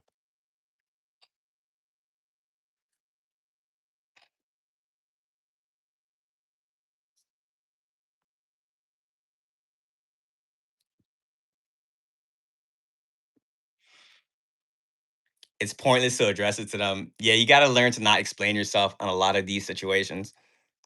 They'll make you feel very bad about it too. Because also too, people don't think you see what you see. So they try to make you feel bad because they don't think that you saw that one thing when you did. It's very obvious. They want that explanation. They want you to say what you saw. So for one, they want you to say it so they can get better at manipulation. So they can know like, oh, I messed up right here. Let me fix it. And then two, they just want to gaslight you. So you got to get very good at just being like, all right, you're weird. I'm gonna get out of here. But people don't like that you can walk away from people peacefully. Some people want like a showdown with you or something. They want like a super villain battle. They want you to scream, kick, like, ah, how could you do this to me? Like that will make them feel a lot better. But when you guys just walk away from people peacefully, they go insane, which is crazy to see. Not feeling any shame. Siren, appreciate the follow.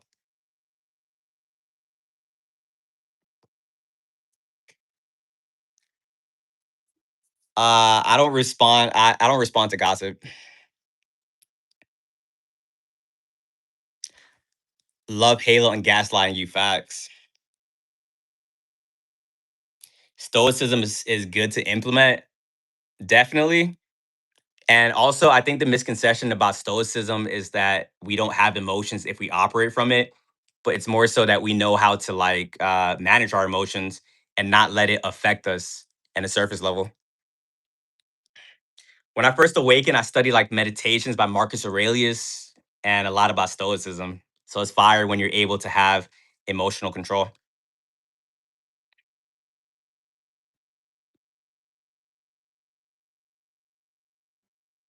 How do you ground yourself in discernment? You can start journaling the things that you are seeing. Over time, you start to kind of ground yourself like naturally.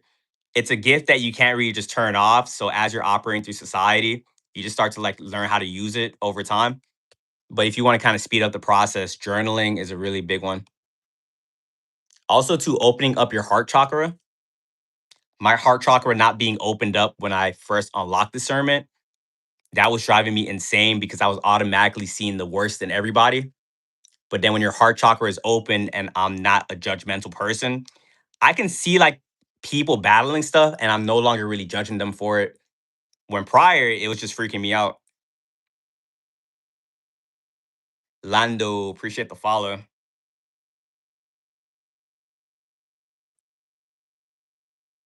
What happens when the scapegoat leads the narcissist family? Energy can't be created nor destroyed. For them to scapegoat you, they had to hate you. So when you leave, that hate is gonna go to another family member. So if you had a sibling, it's gonna go to them, which is the crazy part. When you first walk away, they're gonna be talking about you, and then eventually they gotta put that energy on somebody else.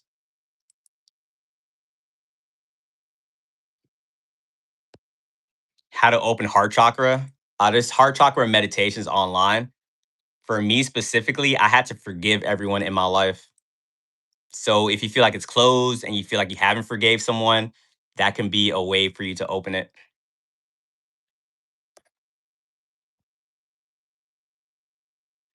But yeah, I'm gonna tap in with you guys tomorrow again at 9 p.m. This has been an amazing stream.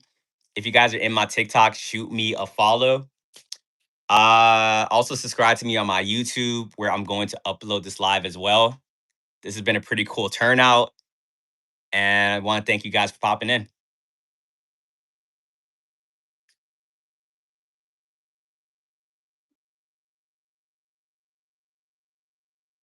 Tomorrow might talk about more Matrix, 3D, 4D, 5D, dimension hopping, quantum immortality, quantum jumping. So if you guys are interested in those topics, pop in. And if not, we'll just like vibe, answer questions. Ooh, right when I leave the galaxy. Thank you, thank you. You guys are amazing. Hey, as soon as she sent that, it was a 777 up there. Those are synchronicities I'll be noticing. Hey, but I'm out of here, guys.